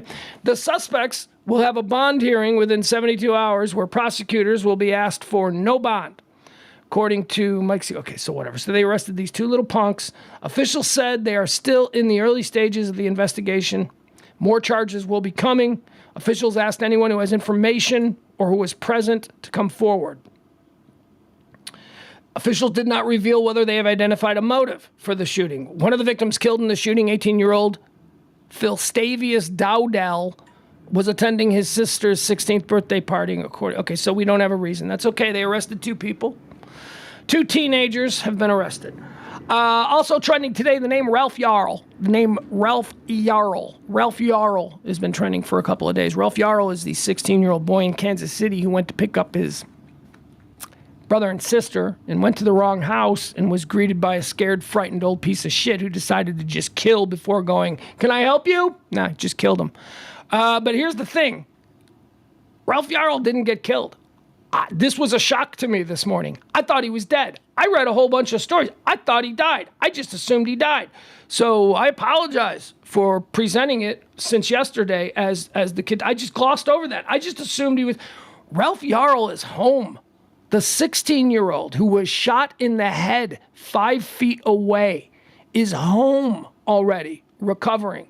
So, that's really good news. I mean, that was really nice. Here I am. I'm like, wait, what do you mean? I saw this headline this morning. said Ralph Yarl making stunning recovery. Family lawyer says no. Wait, what? Wait, I thought he was dead. I assumed he was dead. Kansas City, Missouri, Ralph Yarl was shot at point-blank range in the head by a white homeowner. Why white? See, what the fuck is that? That you don't need to do that. You are telescoping the narrative that you are trying to. This is all journalism 101. You would never do that in the past. What is this? This is MSN. It's unnecessary. It is unnecessary unless your goal is to stir dissent. That's all. I mean, he was a white homeowner and he was a black kid. How come it doesn't say Dateline Kansas City, Black Ralph Yarl? It doesn't say that. Could we just stop being so fucking branded by whatever our skin color is? Hey, let's shift it. Can we just be branded by our hair color or our eye color? Let's do that. See how stupid that is? You can't. I ain't having my daughter date no redheads. I mean, you see how stupid that sounds? Ralph Yarl was shot at point-blank range in the head by a white homeowner, but miraculously survived the bullet to his skull. As Yarl, 16, recovers at home, the 84-year-old homeowner of the Kansas City, Missouri house where the teen mistakenly went to pick up his brother faces his first court appearance. All right, so this kind of changes things in the way I think about it. It doesn't change things a whole lot. I mean, 84-year-old homeowner who shot this 16-year-old kid who just showed up on his front porch. Here's where I'm not entirely, but again, it's complicated. And when you really think about these issues, instead of just going, yeah, fuck that, and moving on, when you really sort of think about these things. And so I think about it like this. This 84-year-old man, this scared ass, think about how scared he is, man. Every time he hears something on his porch. And by the way, this was a neighborhood. This wasn't like some crazy rural where, there's nobody around. So when somebody's on your property, it's like, this is weird. No, this was a neighborhood. He had neighbors on both sides. So when this 84-year-old man hears something on his front porch, his first instinct is to grab a weapon of death and move to the front door. That's his first instinct. And maybe that's your first instinct too. It's not mine. I don't live in fear like that. I mean, I don't know. So here's the question. What is responsible for this 84-year-old man's mindset? Now, his level of fear. Now, I know that just being old causes fear. Look, we know that we're slower. We know that we're super vulnerable. So that in and of itself is going to, make us a little bit frosty.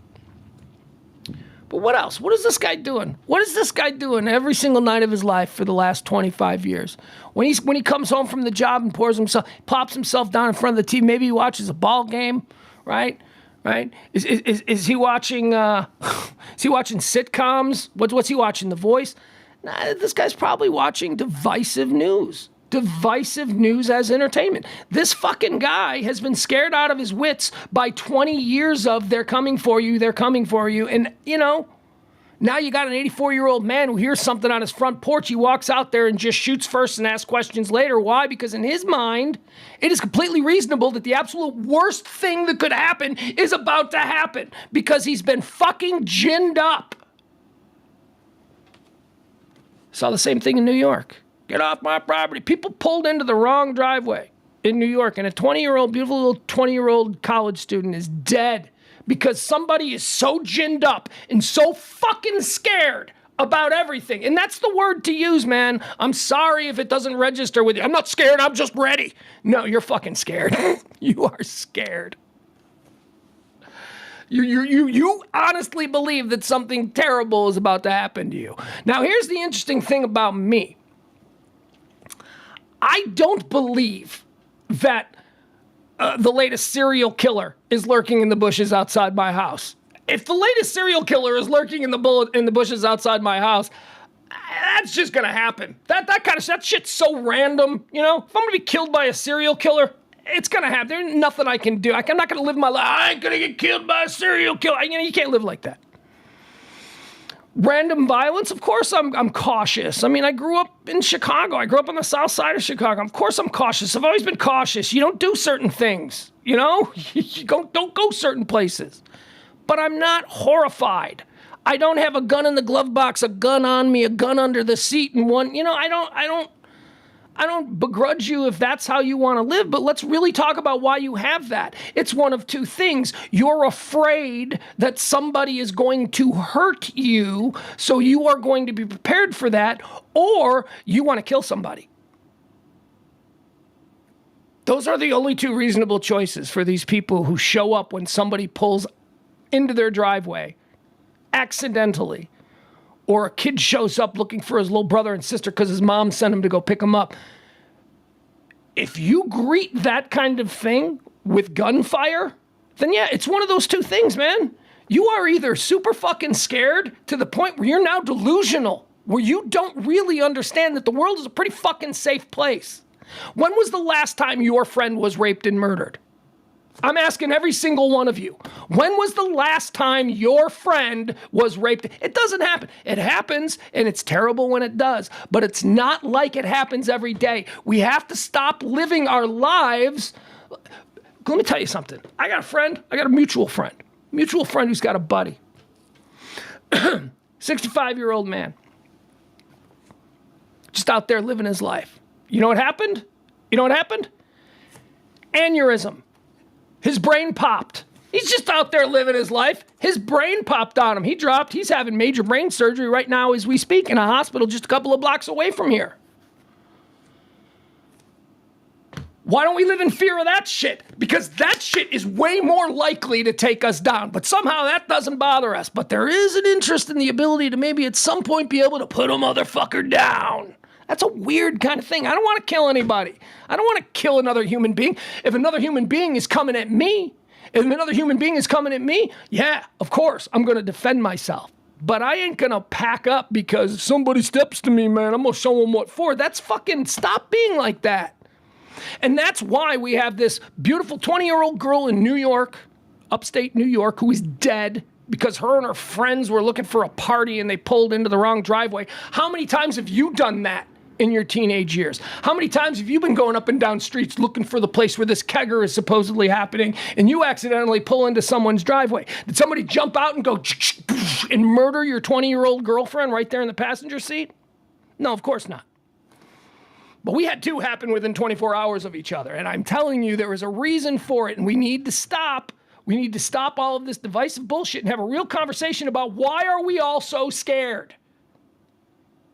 The irony of this entire thing is that I am guessing that the vast majority of you have never been the victim of a violent crime.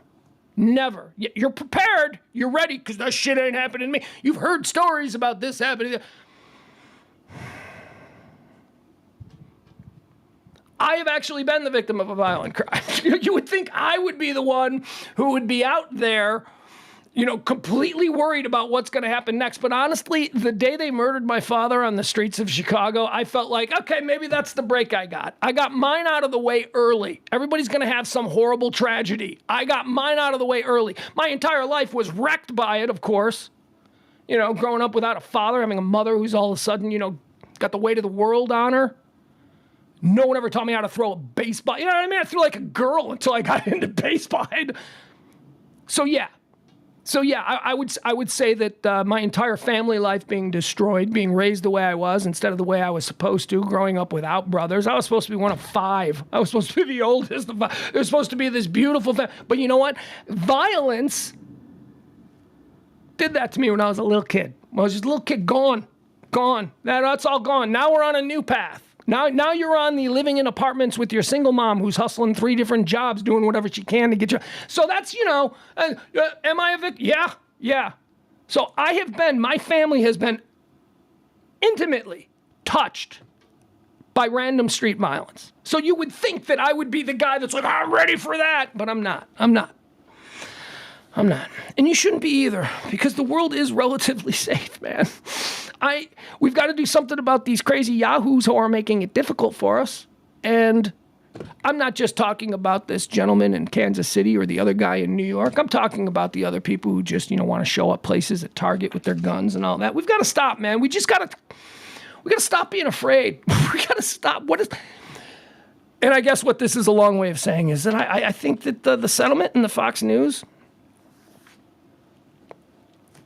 I think that's what this is about. It is about Fox News finally having to pay a price for their unnecessarily ginning up of Americans for the past 20-something years. Now, if you watch it, see, here's the problem. It's an intoxicant.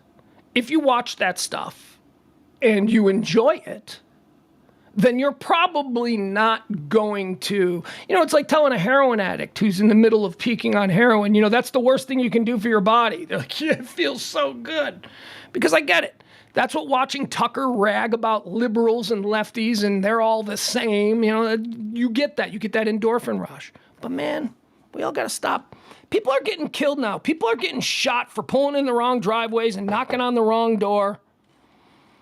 And I resist the whole thing. It's because he was black. Well, the girl in New York was white. So, it's just happening. It can happen to anybody, but it isn't going to happen to everybody, which is, I guess, my point. It's very complicated.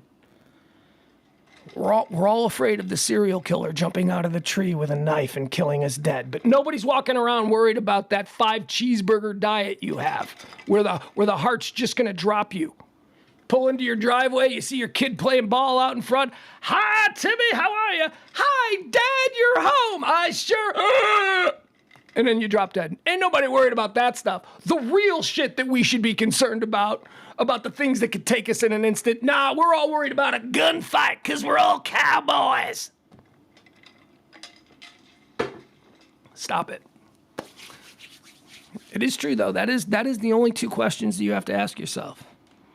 Are you scared, and that's why you're doing it? Or do you just want to kill somebody? Or you just want the opportunity to kill somebody? Because there's a lot of you motherfuckers out there who are really looking for the opportunity to put another human being in the ground. I understand the rage, I understand the anger, but I'm telling you, from a moral standpoint, it ain't good. Speaking of, let's move on to this story right here in beautiful Texas. Did you hear the story about these Texas cheerleaders? Here's another guy. I don't know what he's all scared about. I don't know what's going on here. 2 Texas cheerleaders have been shot after getting into the wrong car in a parking lot. Cheerleaders, little girls. There you go. Thank you, April. Yes, I was moving into the Texas cheerleader story next. So basically, here's what happened. So a cheerleader was a nighttime cheerleader practice. And I think it was just after midnight. I don't know what the hell they're doing. What is that? Guys, we got state coming up. I don't know if it was one of those kind of things where that's why they're at the school late. But it was a real cheerleader practice that was going late. And they broke at around midnight or something, which is why the story says early this morning. But no, it was actually late last night. Technically early this morning. So they get out of there at like midnight and they go to a carpool area where all of the cheerleaders are being picked up by their parents because it's late, right? So the parents are all in this carpool area. This one little cheerleader girl, she runs up to her car, she opens the door, she gets in, she sits down, she looks, and she realizes, oh my God, I've gotten in the wrong car. Oh my God, I'm so sorry, this is embarrassing. Oh my God. Carpool. Maybe the cars look the same. Little cheerleader girl gets out of the car. Where are you guys? Oh, we're over here. Oh, and she runs down and she guys, I just did the stupidest thing. This poor man, I just got in his car. It was so funny. It was like, oh, here he comes now. Hey, I just wanted to apologize for getting in your car. Bang, bang, bang. She's dead. That's exactly how it went down. That's how every witness is describing it. What was this dude doing in the carpool lane? Was he there picking up his own daughter? What was this about? 2 Texas cheerleaders were shot after one of them said they had mistakenly gotten into the wrong car in a parking lot after practice. One of the victims was treated and released at the scene Tuesday morning, and the second cheerleader was helicoptered to a hospital in critical condition. This according to Elgin police. I don't know where Elgin, Texas is. Pedro Tello Rodriguez Jr., 25, has been charged with deadly conduct, a third-degree felony, police said. Rodriguez allegedly fled the scene after the shooting and was arrested at his home. This motherfucker. Well, we'll give you a picture of her. Heather Roth, a cheerleader with the Woodlands Elite Cheer Squad, said on Instagram Live that she and 3 other cheerleaders had finished practice when they went to a carpool lane just after midnight on Tuesday. Roth said that she got out of her friend's car and opened the door to a car she thought was her own, but a man was in the passenger seat. She said she got out of the car and back into her friend's car. When the man approached their vehicle, Roth said she rolled down the window to apologize, and that's when the man began shooting. Elgin is apparently about 20 miles outside of Austin. One of the injured cheerleaders, Peyton Washington, has been accepted to Baylor University and its acrobatics and tumbling team. Peyton is a strong young lady. If you know her, you know that about her. I have no doubt she's going to get through this. She's an amazing athlete, but a better human, and I know mental wounds also leave scars. Okay, so look, we don't know. We've got the details. Is that her? Oh my God. Look at this. This is the little girl. Huh. Wow. Yeah, we'll show you. Yeah, we'll show you. Why not? This story sucks.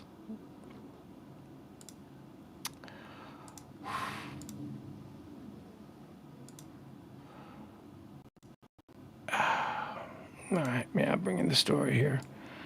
There he is. That's him. That's the guy. Oh, look at him. Oh, he had his whole life in front of him, didn't he? And then sweet little girl made a mistake, got in the wrong car, and his little dick energy told him that he had to make that right by murdering the person who made the unforgivable mistake of opening the wrong car door. That's that son of a bitch. I have no moral qualms about the entire community grabbing shovels and just beating him to death in the town square. I have no moral qualms about that. He has proven through his own behavior and the taking of the life of beautiful young Peyton Washington that he deserves absolutely nothing less than that. Beat him with shovels in the town square. Look at him. Fucker. There she is.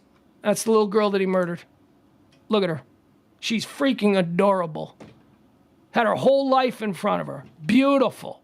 Peyton Washington, injured in a shooting. Oh, she's not dead. Thank God.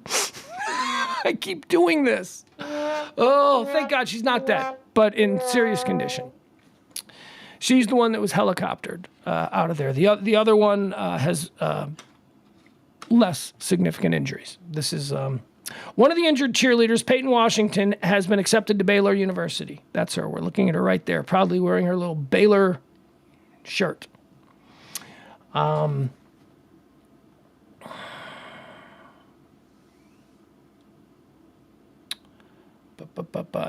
So I mean, I don't know. What can we?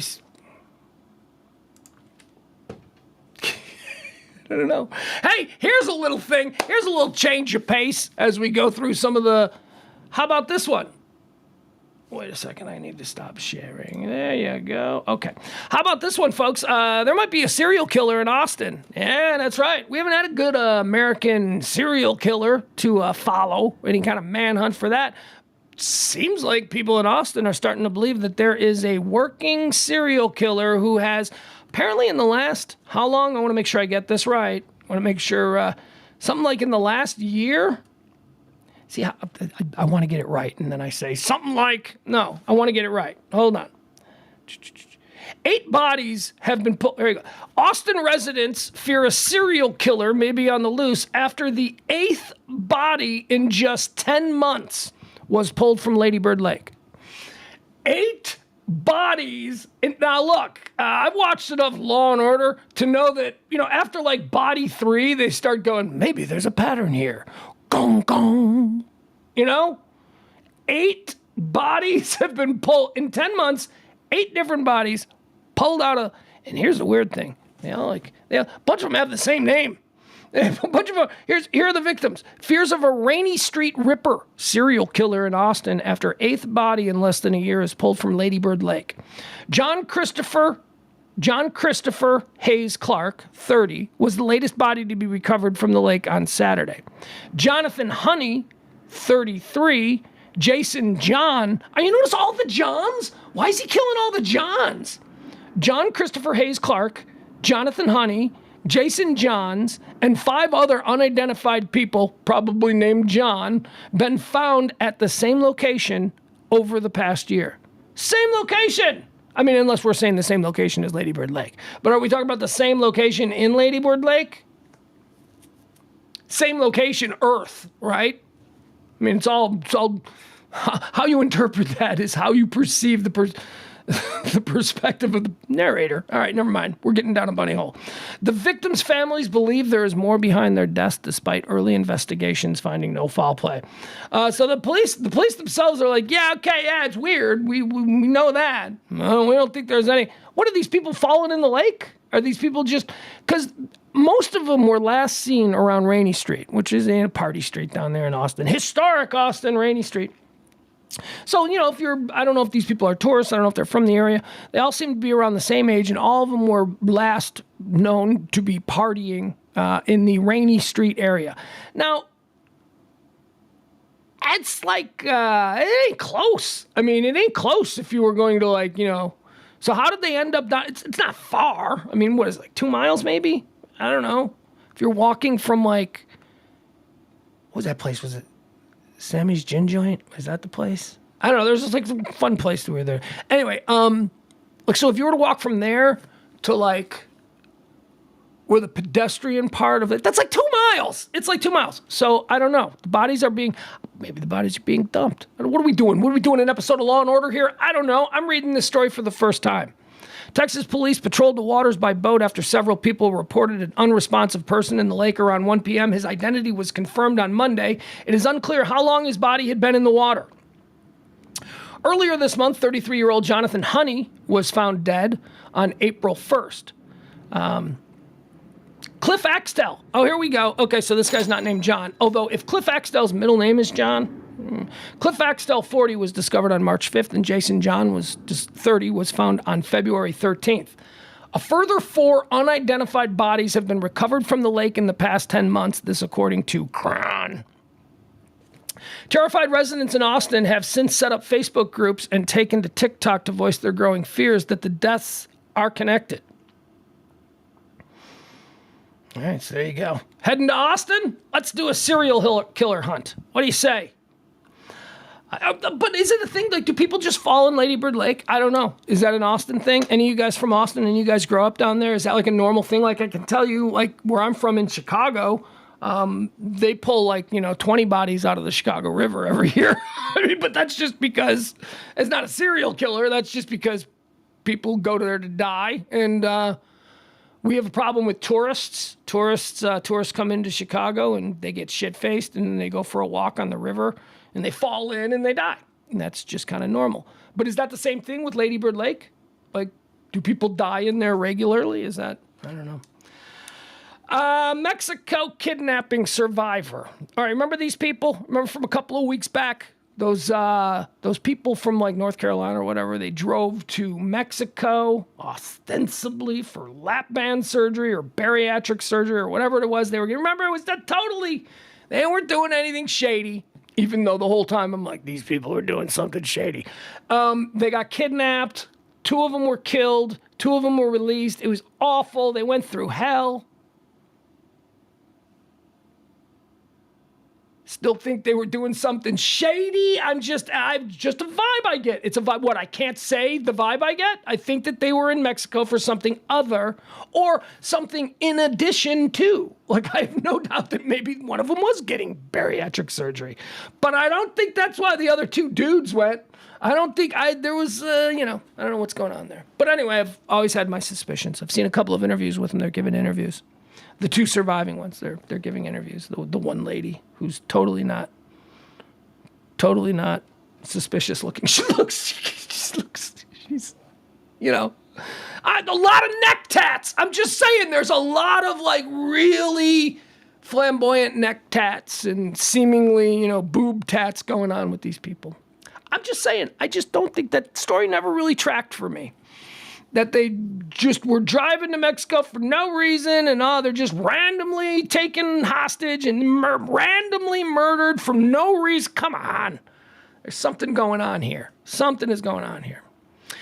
Anyway, this doesn't inform that belief one way or another, but Latavia Washington McGee, who is the woman who survived, she of the neck tattoos and all that stuff. I'm just saying, she looks like she's down.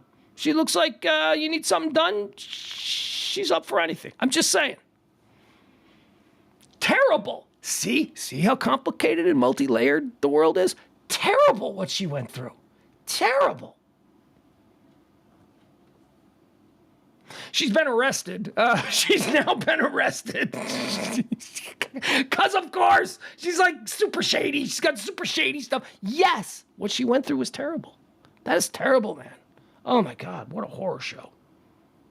But she's been arrested. She was apparently, she skipped the bail. She skipped a warrant. Like, she got all this. She's got a history. She's well decorated. She's got street cred. And she's been arrested because apparently her 13-year-old daughter had gotten sideways with another girl in school. So the Mexican kidnapping survivor, Mama, she drove her daughter over to the apartment complex and basically forced her to fight and go beat up a whole bunch of girls. And apparently she had a gun. Not the daughter, the mom. The Mexican kidnapping survivor mom had a gun. And she was charged with, what was she charged with? Mexico kidnapping survivor Latavia Washington McGee was arrested Saturday in connection to an incident involving her minor daughter. According to ABC News 15, an arrest warrant was issued for the 34-year-old woman after her daughter went to an apartment complex in the 1300 block of Spivey Street to fight another female juvenile. It is unclear what role McGee played, but allegedly she encouraged her daughter to engage in 2 different fights at the exact same apartment complex. McGee is said to have driven the child to the scene of the brawl. She also removed a pistol from her purse and waved it around at the crowds, according to reports. So she's like, yes, what she went through in Mexico at the hands of those cartel kidnappers, terrible, terrible. But also, she's in a shitty apartment complex, waving a gun around, encouraging her 13-year-old. People are complicated, is what I'm saying. People are complicated. You can have compassion and empathy for somebody and not just deify them. You can have compassion and empathy for somebody who's gone through something that you yourself don't want to go through, so you can feel that and you can give them love for that. But then you can also find out, oh, that person's a pedophile. All right, so complicated, it's like, no, I do not want... People are complicated. She's complicated. All I'm saying is, this is a very long way of me coming back around to the minute I heard this story, I knew something shady was going on. These are shady people. UFO hearings are going on. Very excited. I'm very excited about this. They were scheduled to start today. I have not been following it. I will as soon as the show is over. I will find out exactly what was happening. The leader of the Pentagon's UFO Identification Office, who recently speculated about the potential for an alien mothership in the solar system and extraterrestrial technological probes visiting Earth. This dude, he's going to testify today in front of Congress. Don't know if he's doing it now. Dr. Sean Kirkpatrick, the director of the recently formed All-Domain Anomaly Resolution Office, AARO. Remember when we talked about AARO? It's very clunk. I don't think AARO is... I get why it's AARO, because it's space and, AARO and all that kind of stuff. All-Domain Anomaly Resolution Office. He'll appear as the sole witness in front of the Senate Armed Services Committee on Wednesday. He is stated to discuss the mission, activities, oversight, and budget of the office created by the Pentagon in 2022, whose goal is identifying and attributing unidentified aerial phenomena, or UAPs, more commonly known as UFOs, status within government investigations. Okay, so it's basically, so a lot of people are seeing things, a lot of people are seeing things. So now there's a government organization in X-Files. Remember, we used to have a TV show, X-Files, because they can't talk about it really existing. So now there's like a real X-Files group. But they're looking at real things because technology, we have to just stop pretending like this is all about little green men. No, you can justify and you can budget for something like this in the federal government when you actually acknowledge that, there's other technologies that are earthbound technologies that maybe we're not up to speed on, and we need to be able to know about them. We need to be able to investigate them. There is shit people are seeing in the skies. It's not always going to be UFOs, aliens, matter of fact, probably very rarely going to be that. What it probably is going to be is, it might be some kind of Chinese spy satellite like we've had. It might be some sort of Russian thing, maybe a North Korean thing. Who knows? India, Brazil, all these people are getting into the game. So that's what this organization is about. Now, should they, throughout the process of their investigations, determine that something is absolutely not a new Brazilian satellite? Whatever. I know Brazil. I don't think they even have satellites. But you know what I'm saying? So when they determine, when they eliminate all that stuff, then it goes into the UAP category, which is the unidentified aerial phenomena. And it's what we used to call UFOs. So that's what we're doing. They're going to look at all of these things. Instead of before, when there were these sightings, they would just put them in a drawer and ignore it.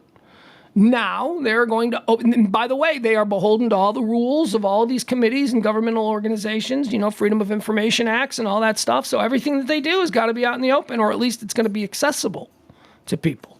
Unless, of course, you go the whole top secret, but for the most part, it's operating out in the open, which is a really good thing. For all of us amateur ufologists like myself, this is a really good thing that this organization is now operating out in the open and giving some credence and credibility to the idea of, we don't know. Stop acting like you know. We don't know. So maybe we ought to just kind of keep an open mind about all this stuff. Tesla is trending today. Tesla is trending because they have slashed prices yet again, the 6th time this year. Apparently, the Tesla Motor Company is, So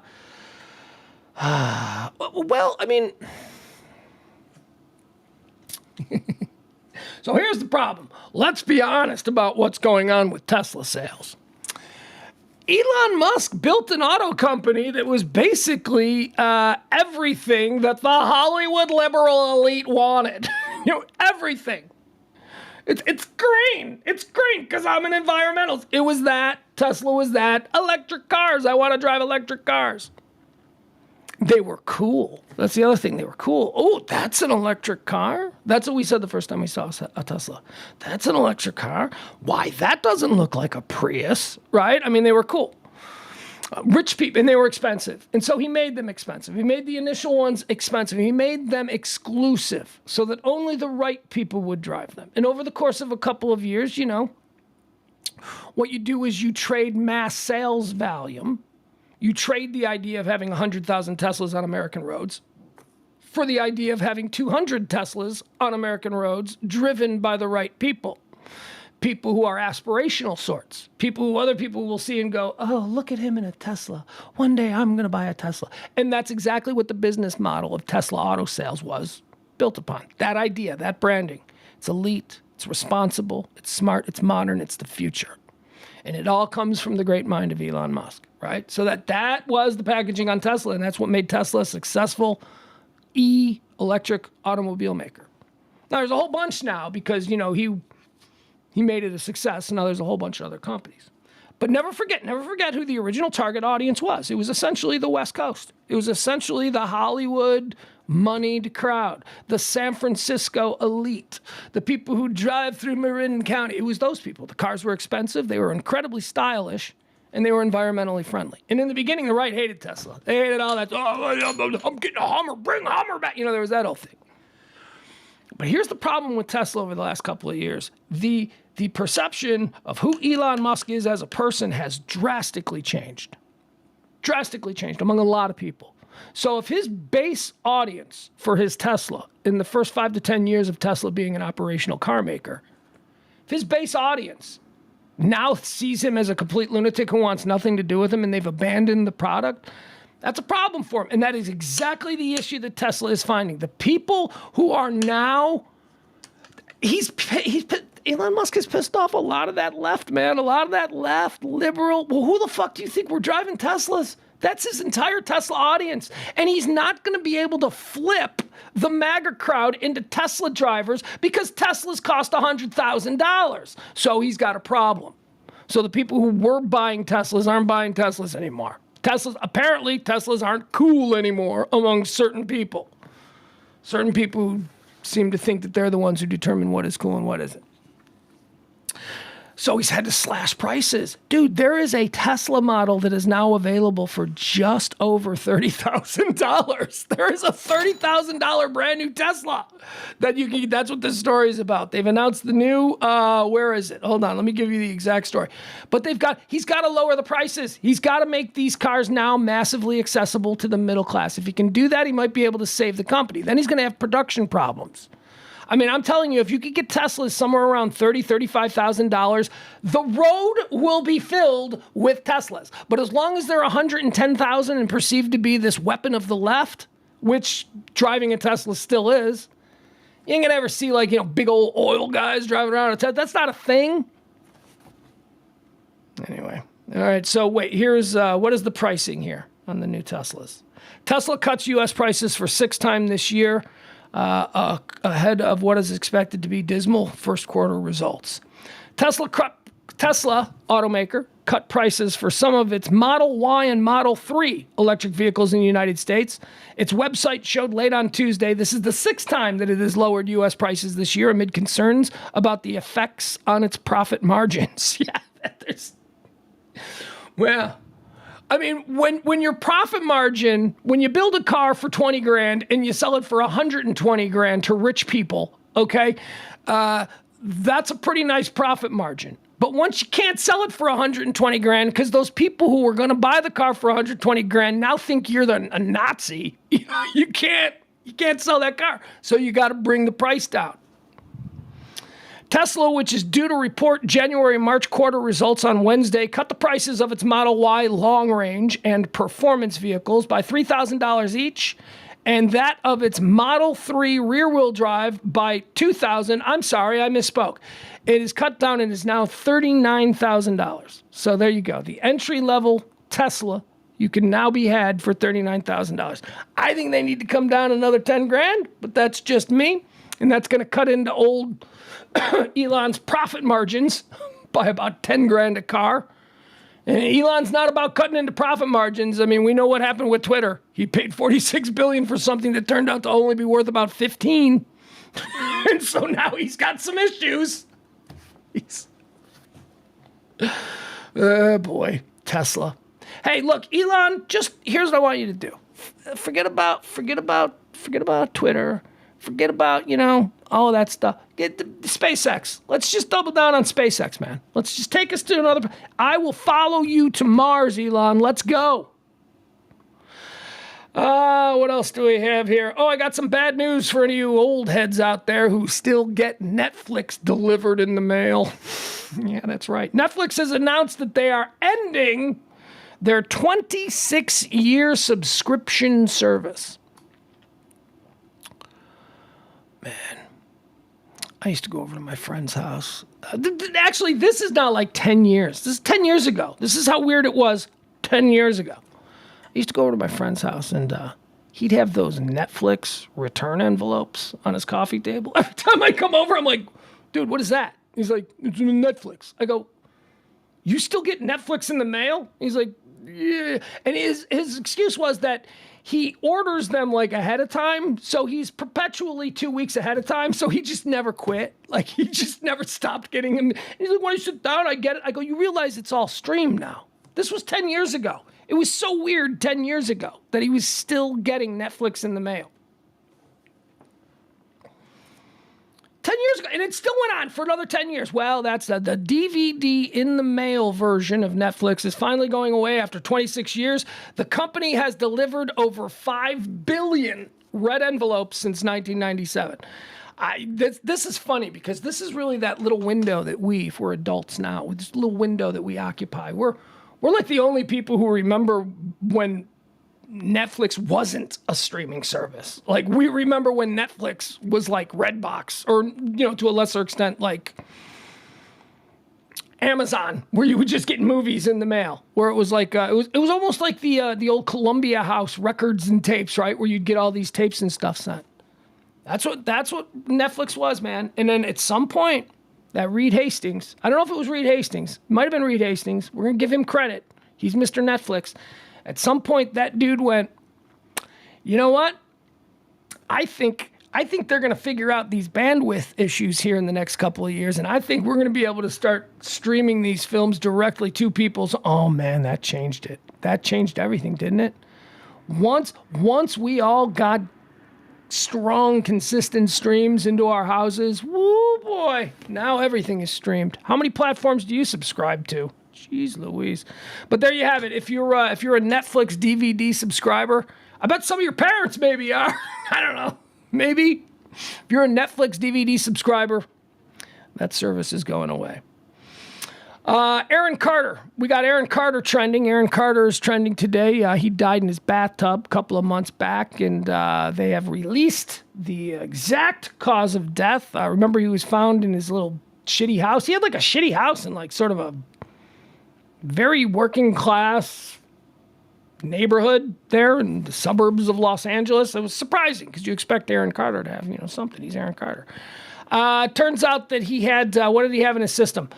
Aaron Carter's cause of death has been determined according to an autopsy report from the LA County Medical Examiner's Office obtained by the USA Today. The pop star died from drowning in a bathtub at his residence due to toxic gas and drug effects. Okay, so now what does that mean? He was taking a bath.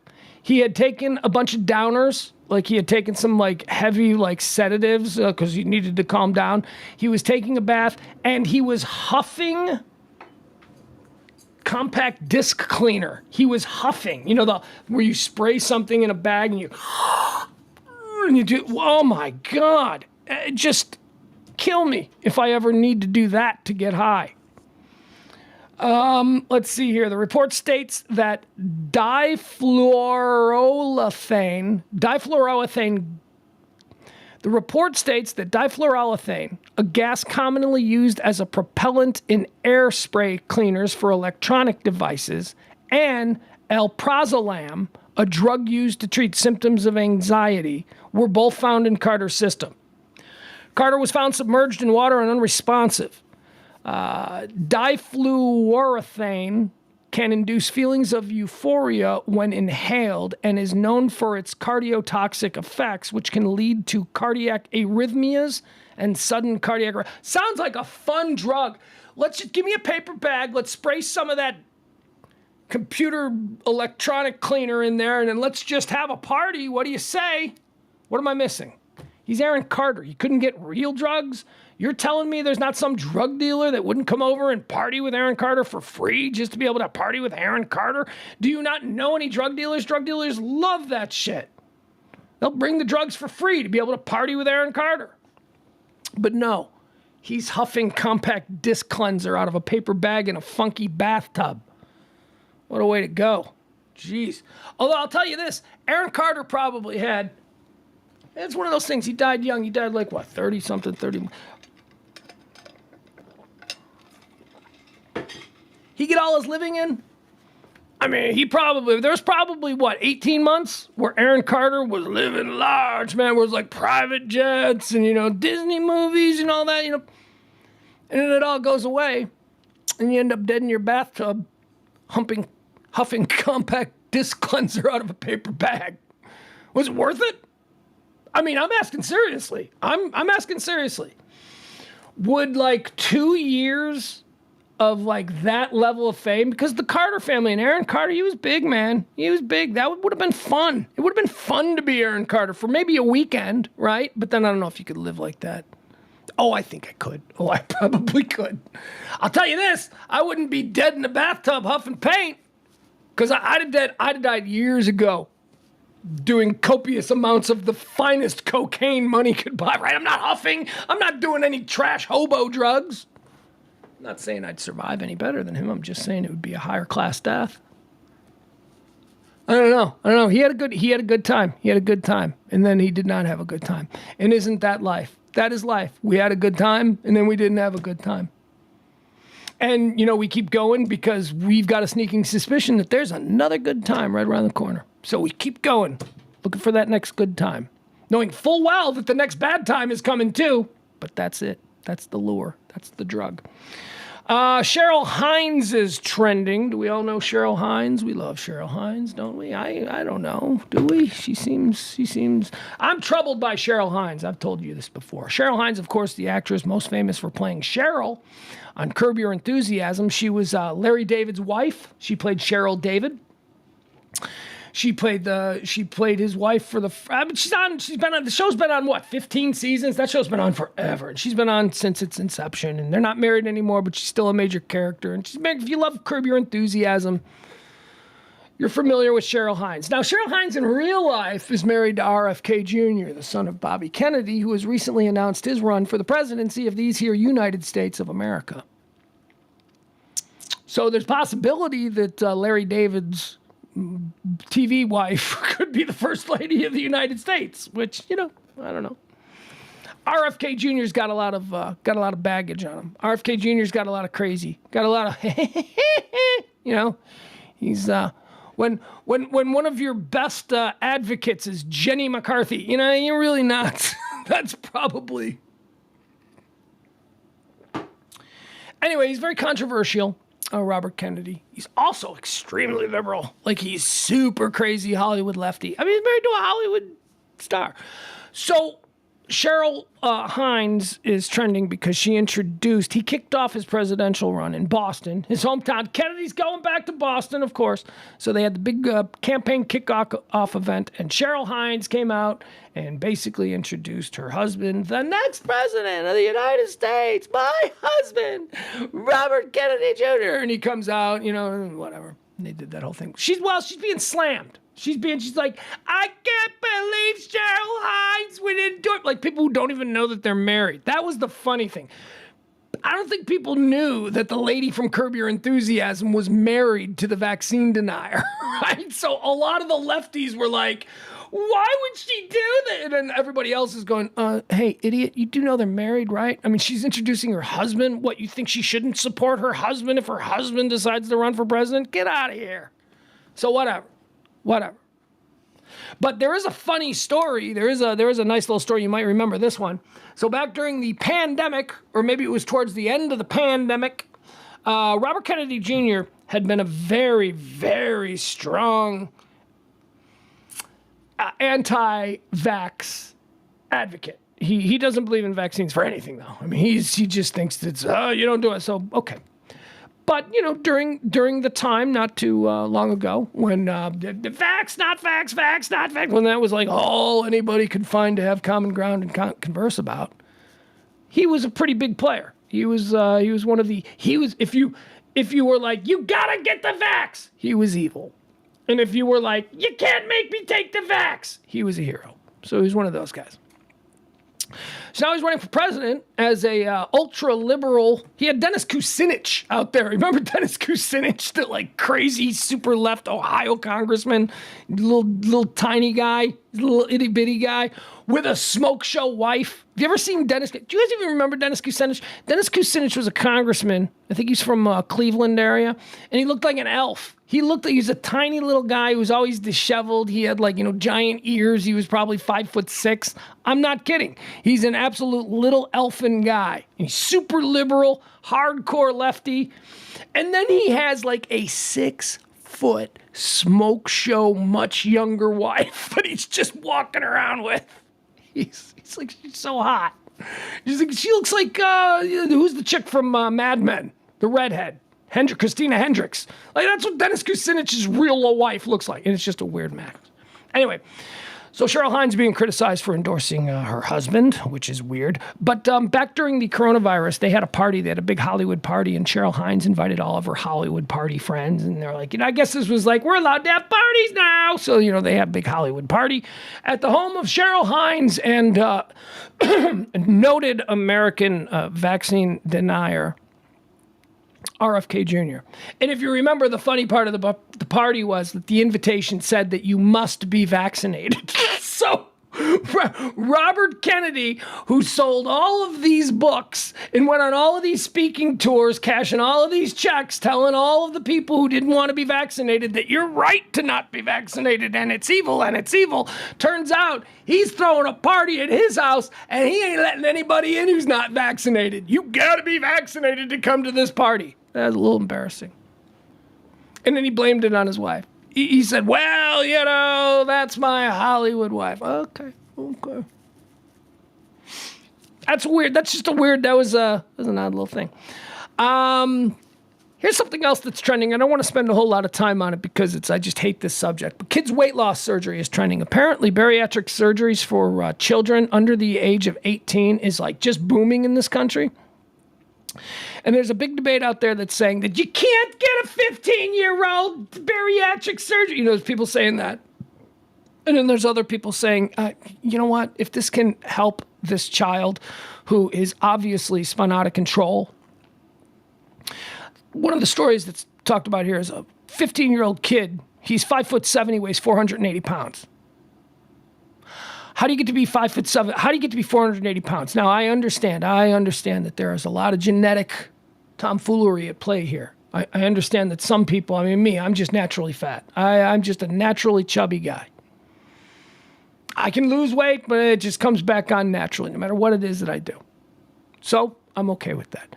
But I mean, it's got to be, look, yes, I do believe that there are some issues that are genetic issues, but come on, we eat like shit in this country. Can we all just kind of just admit that we eat like shit and poorer, lower income people eat like real shit? They eat the worst. They eat the absolute worst shit. If you've got to buy all your groceries from like one of these dollar stores, you know what you're getting? You're getting absolute garbage.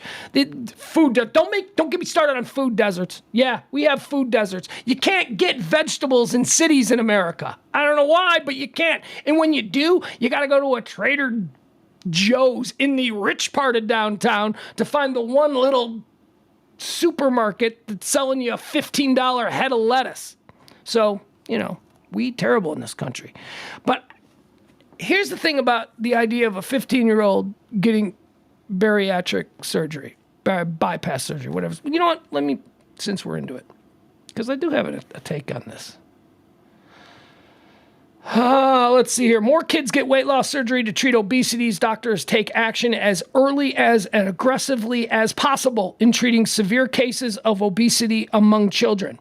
More children are getting stomach surgery to help them lose weight. The most drastic of the measures doctors are recommending to confront relentlessly rising obesity rates among American young. All right.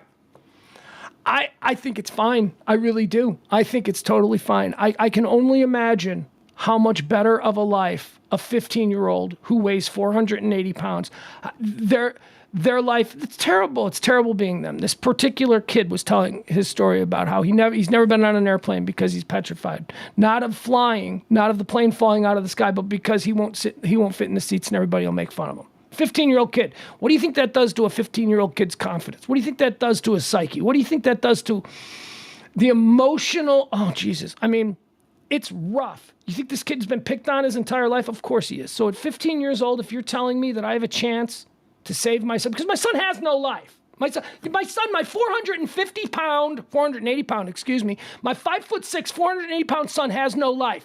I love this child and I will do whatever it takes to give him some semblance of a different life. And if that means he needs to go and have a controversial stomach bypass surgery at 15 years old, I'm doing it. Because you know what? God damn it, we'll switch high schools. He'll be able to start a whole new life. It's rough when you're that big. And it's even rougher when you're that big as a child. If this isn't up, this is not, people are, this is a terrible thing to do to the kids. No, it's not. It's not even a Hail Mary because it's safe. And, you know, some of these doctors are saying that it's actually better to have it done younger. That if you have it done younger, then your body, while it's still developing, it will accept that as a more normal. You know, there are people who have complications later in life because their body has been used to one thing for a certain way, and then all of a sudden it's this thing. Doctors are saying we're seeing that less times with younger patients.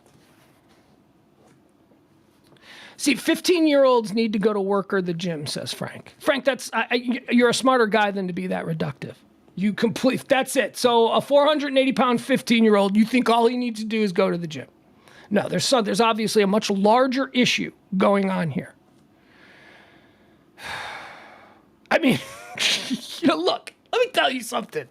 At 15, I was pretty damn slovenly. I was on the couch. I was on the floor sucking up air conditioning. I didn't run. I wasn't doing anything. Sleeping late, eating the absolute. I was drinking an 8-pack of fully leaded Coca-Cola. Remember the glass bottles, the 8-pack? I was drinking an 8-pack of fully leaded Coca-Cola every single day of my life between 5 years old and 16. And let me tell you, I was fat, but I wasn't 480 pounds. So don't tell me that this kid is 480 pounds because he just simply can't control himself. No, there's something else going on. Because I should have been 480 pounds and I wasn't. I was just a chubby kid. I was just a fat, chubby kid. Not even fat, really. I mean, you know what I mean? So it's if you have a chance, all I can think of is this 15-year-old kid, 5'6", 480 pounds, and just how fucking awful his life has been. This kid's mental health is probably just absolutely ruined. And if there's an opportunity for the rest of his life to sort of start anew, to get a fresh start, to say, you know what, let's try something different, man, I say go for it, because 15 is way too early to give up on somebody. Tiny Foods. Tiny Foods is trending. Isn't this interesting? All the major brands are making their portion sizes smaller. I don't know that that's going to be accompanied by a rollback in prices, but certainly Doritos are now going to be smaller. Twinkies are now going to be smaller. Look, everything is smaller. Now, that's on the traditional brands, but they are also introducing new lines of all those products called minis. That's right. So now they're making mini ho-hos, mini ding-dongs, and you can still get regular ding-dongs, but they're going to be a little smaller, too. No price rollbacks. I mean, you're still going to be paying the same amount because, inflation. I saw a thing not too long ago. I think it was a YouTube video where they showed, I don't remember exactly how they did this, but I remember being shocked by it. They showed a McDonald's Big Mac from 1978 and a McDonald's Big Mac from 2022, 23, whatever it was. Now, I always thought, for the past few years, I've been like, it seems like Big Macs are smaller, but I always just thought that it's because my hands are bigger. Because, when I first had a Big Mac as a little kid, it was like, oh my God, and my hands were small. No, they were legitimately much larger than they are today. They've decreased in size by an entire third. Now, the meat patty, I guess, is the same because then you got to weigh it, but it all cooks down. It's a 1/4 pound of meat. They got to do that. But everything else is smaller. The bun is smaller. The amount of lettuce they use is smaller. The size of cheese they use is smaller. They're using less ketchup. just incrementally, it's cost effective for McDonald's. They make a profit when they make it smaller. But everything is smaller. And everything's small. Maybe we just talked about 15-year-old obese kids. Maybe everything should be smaller. I don't know. Here's some breaking NFL news. We got some, that's not even breaking. It's just even a big deal. Adam Schefter is reporting that the San Francisco 49ers are maybe open for business there with Trey Lance. The 49ers have received inquiries from several teams looking into a potential trade for the former number 3 overall pick, quarterback Trey Lance. The conversations have been the result of San Francisco fielding the calls, not San Francisco making the calls. Brock Purdy is the likely future starter for the San Francisco 49ers. Let's do a little sports talk here real quick. This is a dangerous predicament for the San Francisco 49ers. And if I was a San Francisco 49ers fan, which I am not, although I love Joe Montana, favorite quarterback of all time, I am not a San Francisco 49ers fan. But if I was, man, I'd be scared shitless because you're at a point now where you've got Trey Lance. You've got Trey Lance, you traded up, you gave away a whole bunch of stuff, you got number 3 pick in the draft, you went, you grabbed who was not a sure thing. He came from a small school. He just looked like, he was a combine superstar. So his draft stock rose rather quickly. And all of a sudden on draft night, you got San Francisco trading up to the 3rd pick, trying to take this kid. Justin Fields is still on the board, and they're trading up to try and take Trey Lance. Okay, that's fine. So they took Trey Lance. Problem with Trey Lance, he seemed to look good in training camp, and a couple of games he would flash, but he never got on the field, and then he got hurt. And he had Jimmy Garoppolo there at the time, so Jimmy Garoppolo was the starter. And then this year, we came into this season, it would have been season 2 for Trey Lance, and he got hurt immediately. I think he got hurt in the first game against the Bears. Out the entire season. So they don't know what's going on with Trey Lance. But in the meantime, they had Mr. Irrelevant, Brock Purdy, who was the last quarterback taken in that very same draft, I think. Or maybe it was the next year's draft. Was Brock Purdy a rookie last year? I don't know. Anyway. And Brock Purdy balled out. Now, why do I say if I was a San Francisco 49ers fan, I'd be scared shitless? Here's why I'd be scared shitless. Because I don't know that I love Brock Purdy. I don't know that Brock Purdy was Mr. Irrelevant. He looked like he understood Kyle Shanahan's complicated system. Kyle Shanahan is a genius. Kyle Shanahan, I love the Kyle Shanahan offenses, and I love all of their variations. I love the Green Bay Packers variation of it. I love what my Chicago Bears' new offense is, which is very much a variation of the Kyle Shanahan offense. But that's one of those offenses where if you're a quarterback and you can grasp that offense, you don't have to have exceptional athletic skills. You can just be a good game manager and operate the Kyle Shanahan offense and have success. Need I do more than point in the direction of Jimmy Garoppolo? Jimmy Garoppolo is an absolutely mid-tier NFL quarterback who enjoyed ridiculous success operating capably the Kyle Shanahan offense. So that's what you're looking at with Brock Purdy. You're like, is this just a situation where we're going to go with the lesser athlete who is Mr. Irrelevant? Because he has shown that he can operate this offense effectively. Not to the point where we can win a Super Bowl because we lost. We lost, but he got us there, and that was all very exciting. But now you're committing to him. Now you are saying that I believe that this guy's going to be able to do this year in and year out for the next 10 years. He's our quarterback. He's our franchise guy. We're riding with him. I don't want to do that, man. No, if I'm a 49, I don't want to do that. Have you seen Trey Lance's combo? Have you seen his combine tape? Have you seen his 40 time? Have you seen his... Trey Lance, we don't know what we have. You might have Trey Lance, a guy who can just as adequately operate the Kyle Shanahan offense as a Brock Purdy, as a Jimmy Garoppolo. But then on top of that, you've got number 3 overall pick athleticism. Fuck. Boy, if I was a 49er fan, I'd be really anxious about whatever. If I'm John Lynch, you got John Lynch out there in the big executive suite. He's got a rough decision to make. Anyway, that's Shefty reporting that Trey Lance is possibly going. It's also interesting when you look around the league because now if you've got suddenly Trey Lance available to be dealt, this is theoretically a top 3 quarterback pick. He went number 3. So this is now we're 2 weeks, less than a week. We're about a week and a day away from the draft, the NFL draft. There's a whole bunch of teams moving up, whole bunch of quarterback-thirsty teams doing just about anything, and now we're going to introduce Trey Lance into that? How will that change? How will that change things? Do the Indianapolis Colts, who aren't sure what they're going to get at number 4, but absolutely need a quarterback, do the Indianapolis Colts now say, you know what? Maybe we trade this number 4 pick for Trey Lance. Do you trade a number 4 for an oft-injured number 3 who's been in the league 2 years? I don't know. Maybe San Francisco trades Trey Lance in a 4th rounder for the number 4. I don't know. Anyway, I love the draft. I loved all this stuff, but I would not want to be a San Francisco 49ers fan because I don't know what the hell to do about this whole Trey Lance, Brock Purdy thing. Again, you still don't know. What if Trey Lance can run that operation? What if he can run the Kyle Shanahan offense just like Jimmy Garoppolo could and just like Brock Purdy could? What if Trey Lance can do that? Just like those 2 guys could. But then in addition, he's got the Trey Lance skills. I don't know. Hate to say it. It's with the Kaepernick thing, man, right?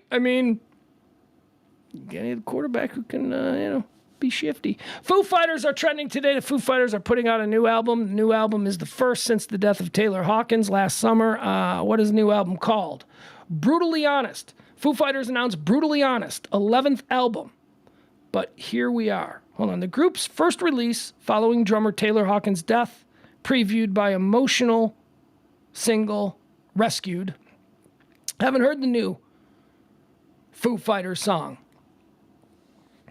What's the name of the album? It came in a flash. It came out of nowhere. It happened so fast. And then it was over. Are you thinking what I'm thinking? Is this happening now? Those are the opening lines to Rescued, the raw, Let It Bleed first single from the Foo Fighters' upcoming 11th album, But Here We Are. Their first since the shocking death of drummer Taylor Hawkins. Okay. I love the Foos. I am, of course, I am a Commodore in the Lake Louisville Yacht Rock Armada. I am also a chief handyman in charge of the Dad Rock Army. I also like Dad Rock. So because of that, I am a Foo Fighters fan. The Foo Fighters are, of course, the quintessential Dad Rock band, and I am proudly a member of that army. Got my tool belt, got my dad bod. Actually, I got more than a dad bod. I got dad bod plus. I would kill for dad bod. I was out at a kid's game, and I'm on the sideline here in Highland Park. I'm on the sideline with all these hot smoke show trophy wives, and we're talking, and we're going all that. And then this dude shows up, and he's really handsome. I'm not gay, but I'm telling you, he's really handsome. He's a handsome guy. He looks like he's got it all together, and he's standing down there, and these girls go, "Oh, he's cute." And they go, "Oh, yeah, I love the dad bod." And I look over at this dude, and this dude looks like he runs marathons. And I'm like, fucking dad bod? What the hell am I if that's a dad bod? This dude, are you kidding me? Dad bod. Just reminded of that. Looking at these girls, I'm like, that's not a dad bod. That dude is in shape. That dude goes to the gym like 3 times a week, and he works hard, man. You can tell that dude gets his sweat on. Oh, I don't know. It's just a term to describe a kind of body. I go, you should just describe those as like physically fit specimens. Now it's a dad bod. I would kill for a dad bod. I need to lose like 30 pounds to have a dad bod. Isn't a dad bod just a guy who's like 5 to 10 pounds overweight and doesn't have any muscle tone anymore because he's just old? Right? That's what it is. I don't know. What else do we have here? Rachel McAdams is trending. Oh, I love Rachel McAdams. Oh, my goodness. Rachel McAdams is trending because she's out there. She's out there in these streets doing something that a lot of Hollywood celebrities don't do. Very rare, which is openly discuss roles that they turned down that went to other actors that became iconic. It's rarely done. But first of all, any opportunity for me to just talk a little bit about Rachel McAdams? I adore her. I just think she is such an adorable little thing. What is she? Devil Wears Prada. She was supposed to be the star of Devil Wears Prada, and instead went to who? Anne Hathaway. Wasn't that Anne Hathaway? And Casino Royale. She was supposed to star in Casino Royale, which was one of the big Bond movies. And she also turned down Mission Impossible. She's talking about Mission Impossible 2 or 3 or whatever. She's talking about all of the roles, and she's being criticized online. Hey, you're not supposed to do that. Oh, shut up. It's fun. It's fun to do that. So I started thinking, I was like, man, what are some other, I always love these kinds of things. These are interesting. So what other roles we got here? What other people, here, let's see this. What other big Hollywood roles were all set to be played by somebody else? Is this it? Yeah, there we go. All right, so here, I got a couple of them for you. I thought we could run through these here at the end of the show today. Did you know that Jack Nicholson was originally the guy they wanted to play Michael Corleone, the role that went to Al Pacino in The Godfather? Yeah, that's right. Jack Nicholson. He had a scheduling conflict and at the last minute had to bog out. But the original Michael Corleone in The Godfather was supposed to be Jack Nicholson. Did you know that John Travolta had already done a couple of rounds of test shooting, when John Travolta, was cast to play the role of Forrest Gump in Forrest Gump? Tell me you don't want to see John Travolta's screen test for Forrest Gump. Not that John Travolta would have had to do a screen test, but there was obviously like some, tests and all that stuff that were filmed. John Travolta was supposed to be Forrest Gump. Will Smith and Brad Pitt. This is two. Both Will Smith and Brad Pitt turned down the role of Neo in The Matrix, a role made iconically famous by, of course, Keanu Reeves. A movie that, Jesus, man, think about Keanu Reeves. Think about what Keanu Reeves has quietly got in his back pocket.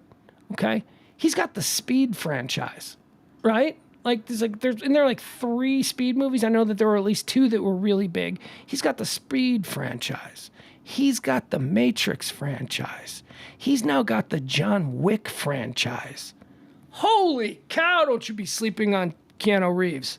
Dude has quietly just become a major baller in Hollywood. Robin Williams was originally wanted by Stanley Kubrick to portray the role of Jack Torrance in The Shining, a role that, of course, went to Jack Nicholson. Leonardo DiCaprio was supposed to star opposite Jake Gyllenhaal in Brokeback Mountain. That's right. Leonardo DiCaprio turned it down, didn't want to do it. Why are you afraid to play gay, Leo? That's probably the reason. John Lithgow.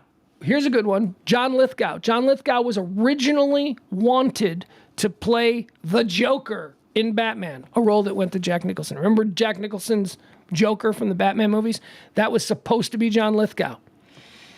Burt Reynolds. Burt Reynolds was all set to sign on as the first American to portray James Bond. But then at the last minute, he stepped away. Probably do another Cannonball movie. Burt Reynolds as James Bond. He was cast in the film Live and Let Die. So that was Burt Reynolds was supposed to play James Bond in Live and Let Die. Of course, Roger Moore played that role. Christina Applegate was supposed to be in Legally Blonde. She was supposed to take the Reese Witherspoon role, which I'm sure Reese Witherspoon is very happy that Christina Applegate turned it down because that's a role that made Reese Witherspoon's career. Sean Connery as Gandalf in Lord of the Rings. I imagine Connery didn't want to wear those stupid outfits. Like, that was it. He was like, I'll do it, but I'm not going to wear the stupid outfits. You know, it's like that. Like, he would just do it as Sean Connery. Like, is there CGI? Can you CGI? You know, he just CGI the beard and all that stuff. Although I could see it. Al Pacino. Al Pacino was originally cast to play Han Solo in the Star Wars movies. That's right. But then George Lucas, he fought for this little-known actor that he'd worked with in American Graffiti, little-known actor named Han Solo. Studio put Al Pacino in there. We're getting Al. George Lucas won. Got Harrison Ford. And Han Solo is history.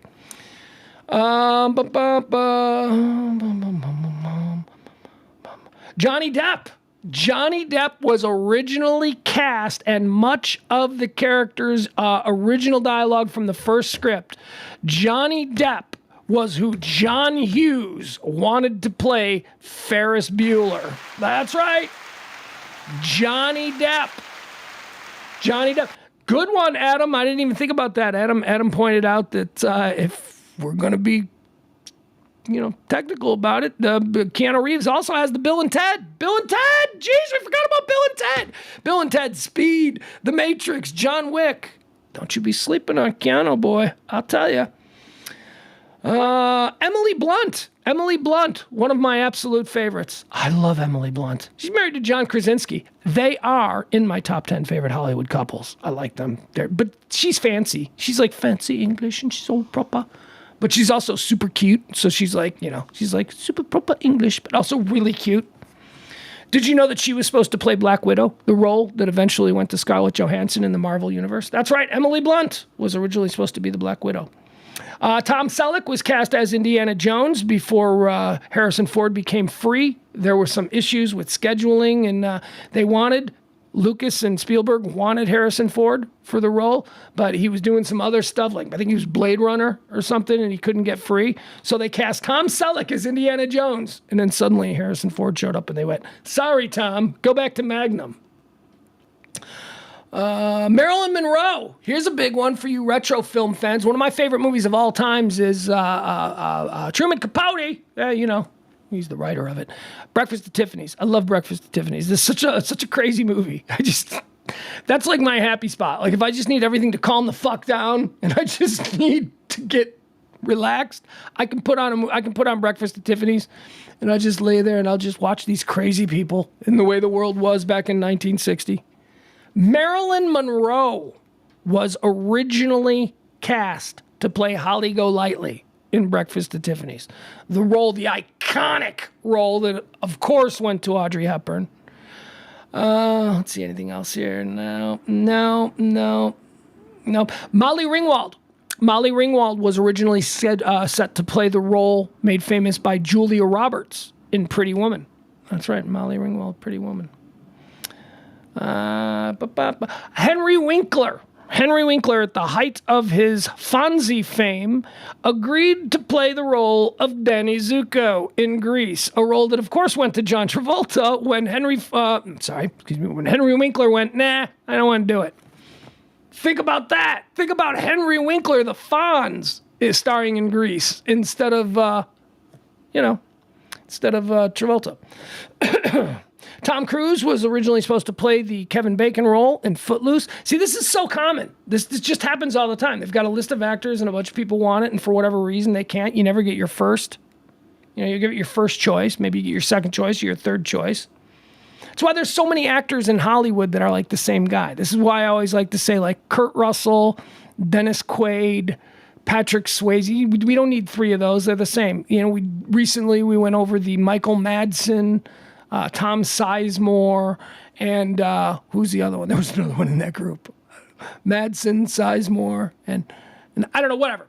But all of the same kinds of actors. It's because you almost rarely get the one that you really want, so then you get the backup. Matthew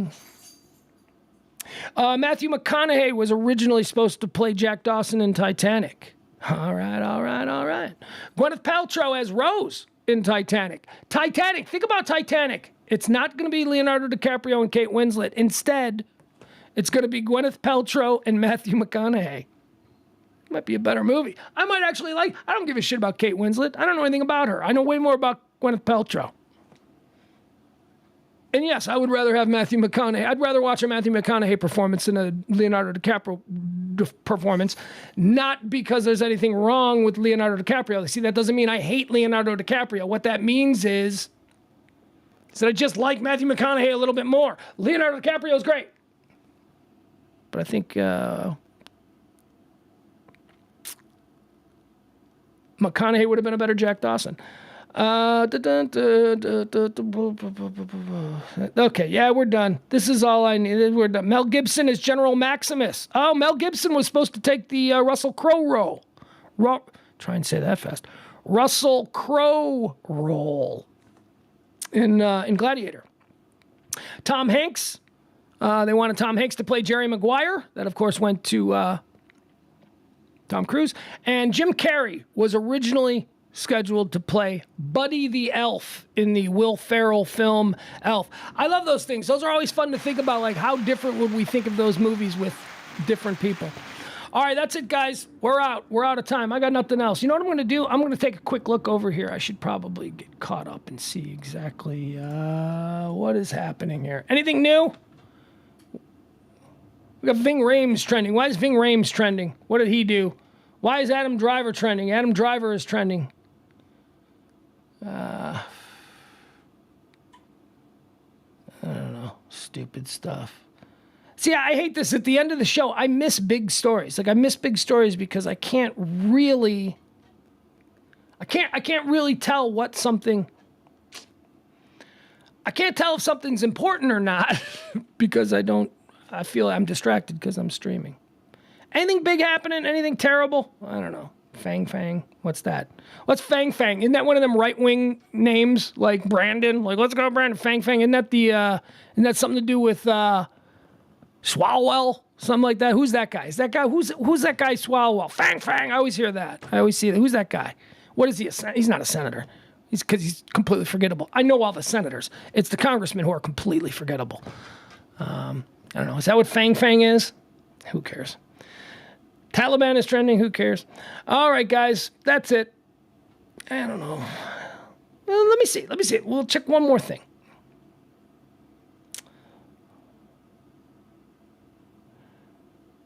Apparently, we're starting to see gas lines. Is this? Are we starting to see? Have you seen any gas lines here in Texas? I have not seen gas lines here in Texas, but there's a number of stories that are going around. Apparently, Florida has no gas. Apparently, there's a whole bunch of people complaining about how there's gas lines in Florida.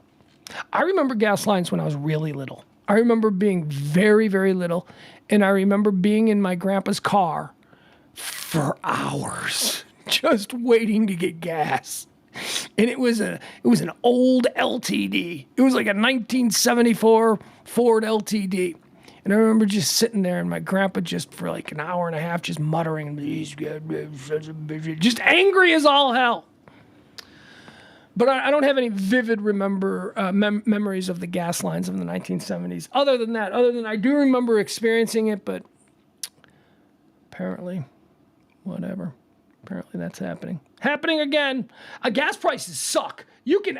The other day, $3.50. I paid $3.50 a gallon the other day. Forgot $3.50. We were down below $2. We were like really doing well. I don't know if we were down below $2, but we were in the manageable $2s for a period of time, and then we were in the low $3s, and that's fine.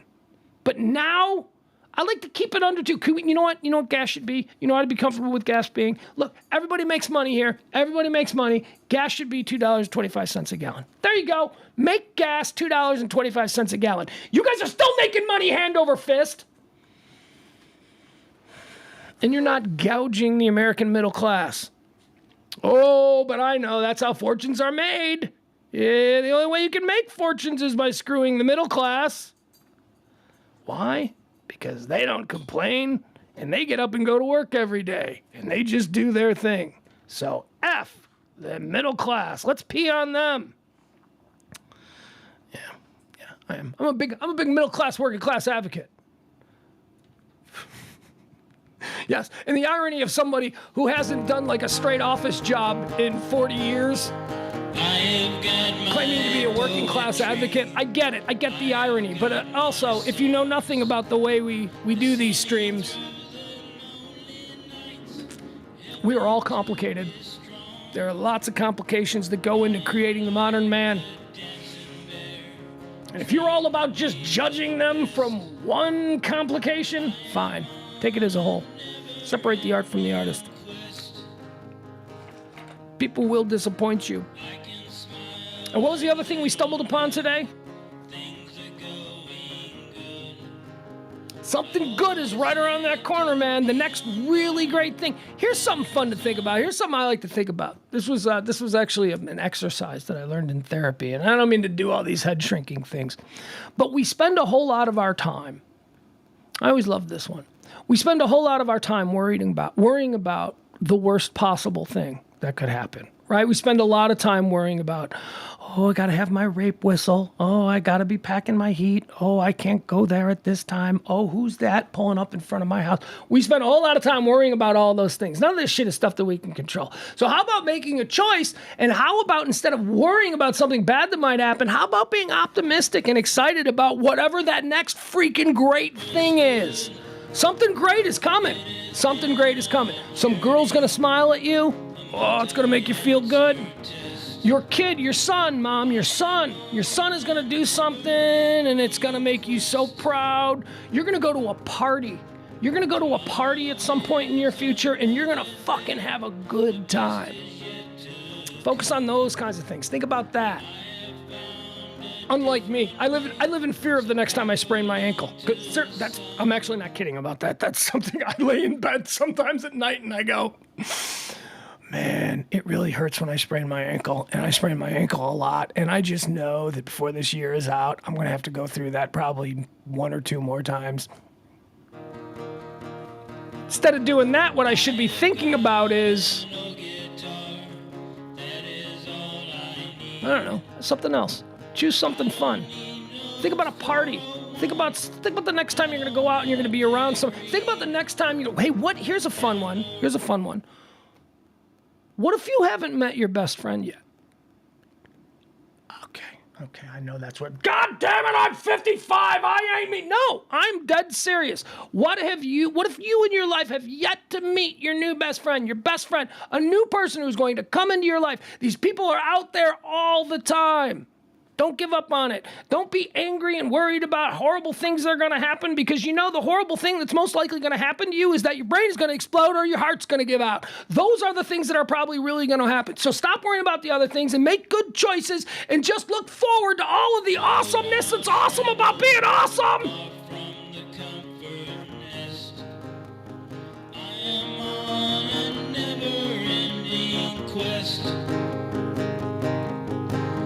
Tomorrow is another day, the best is yet to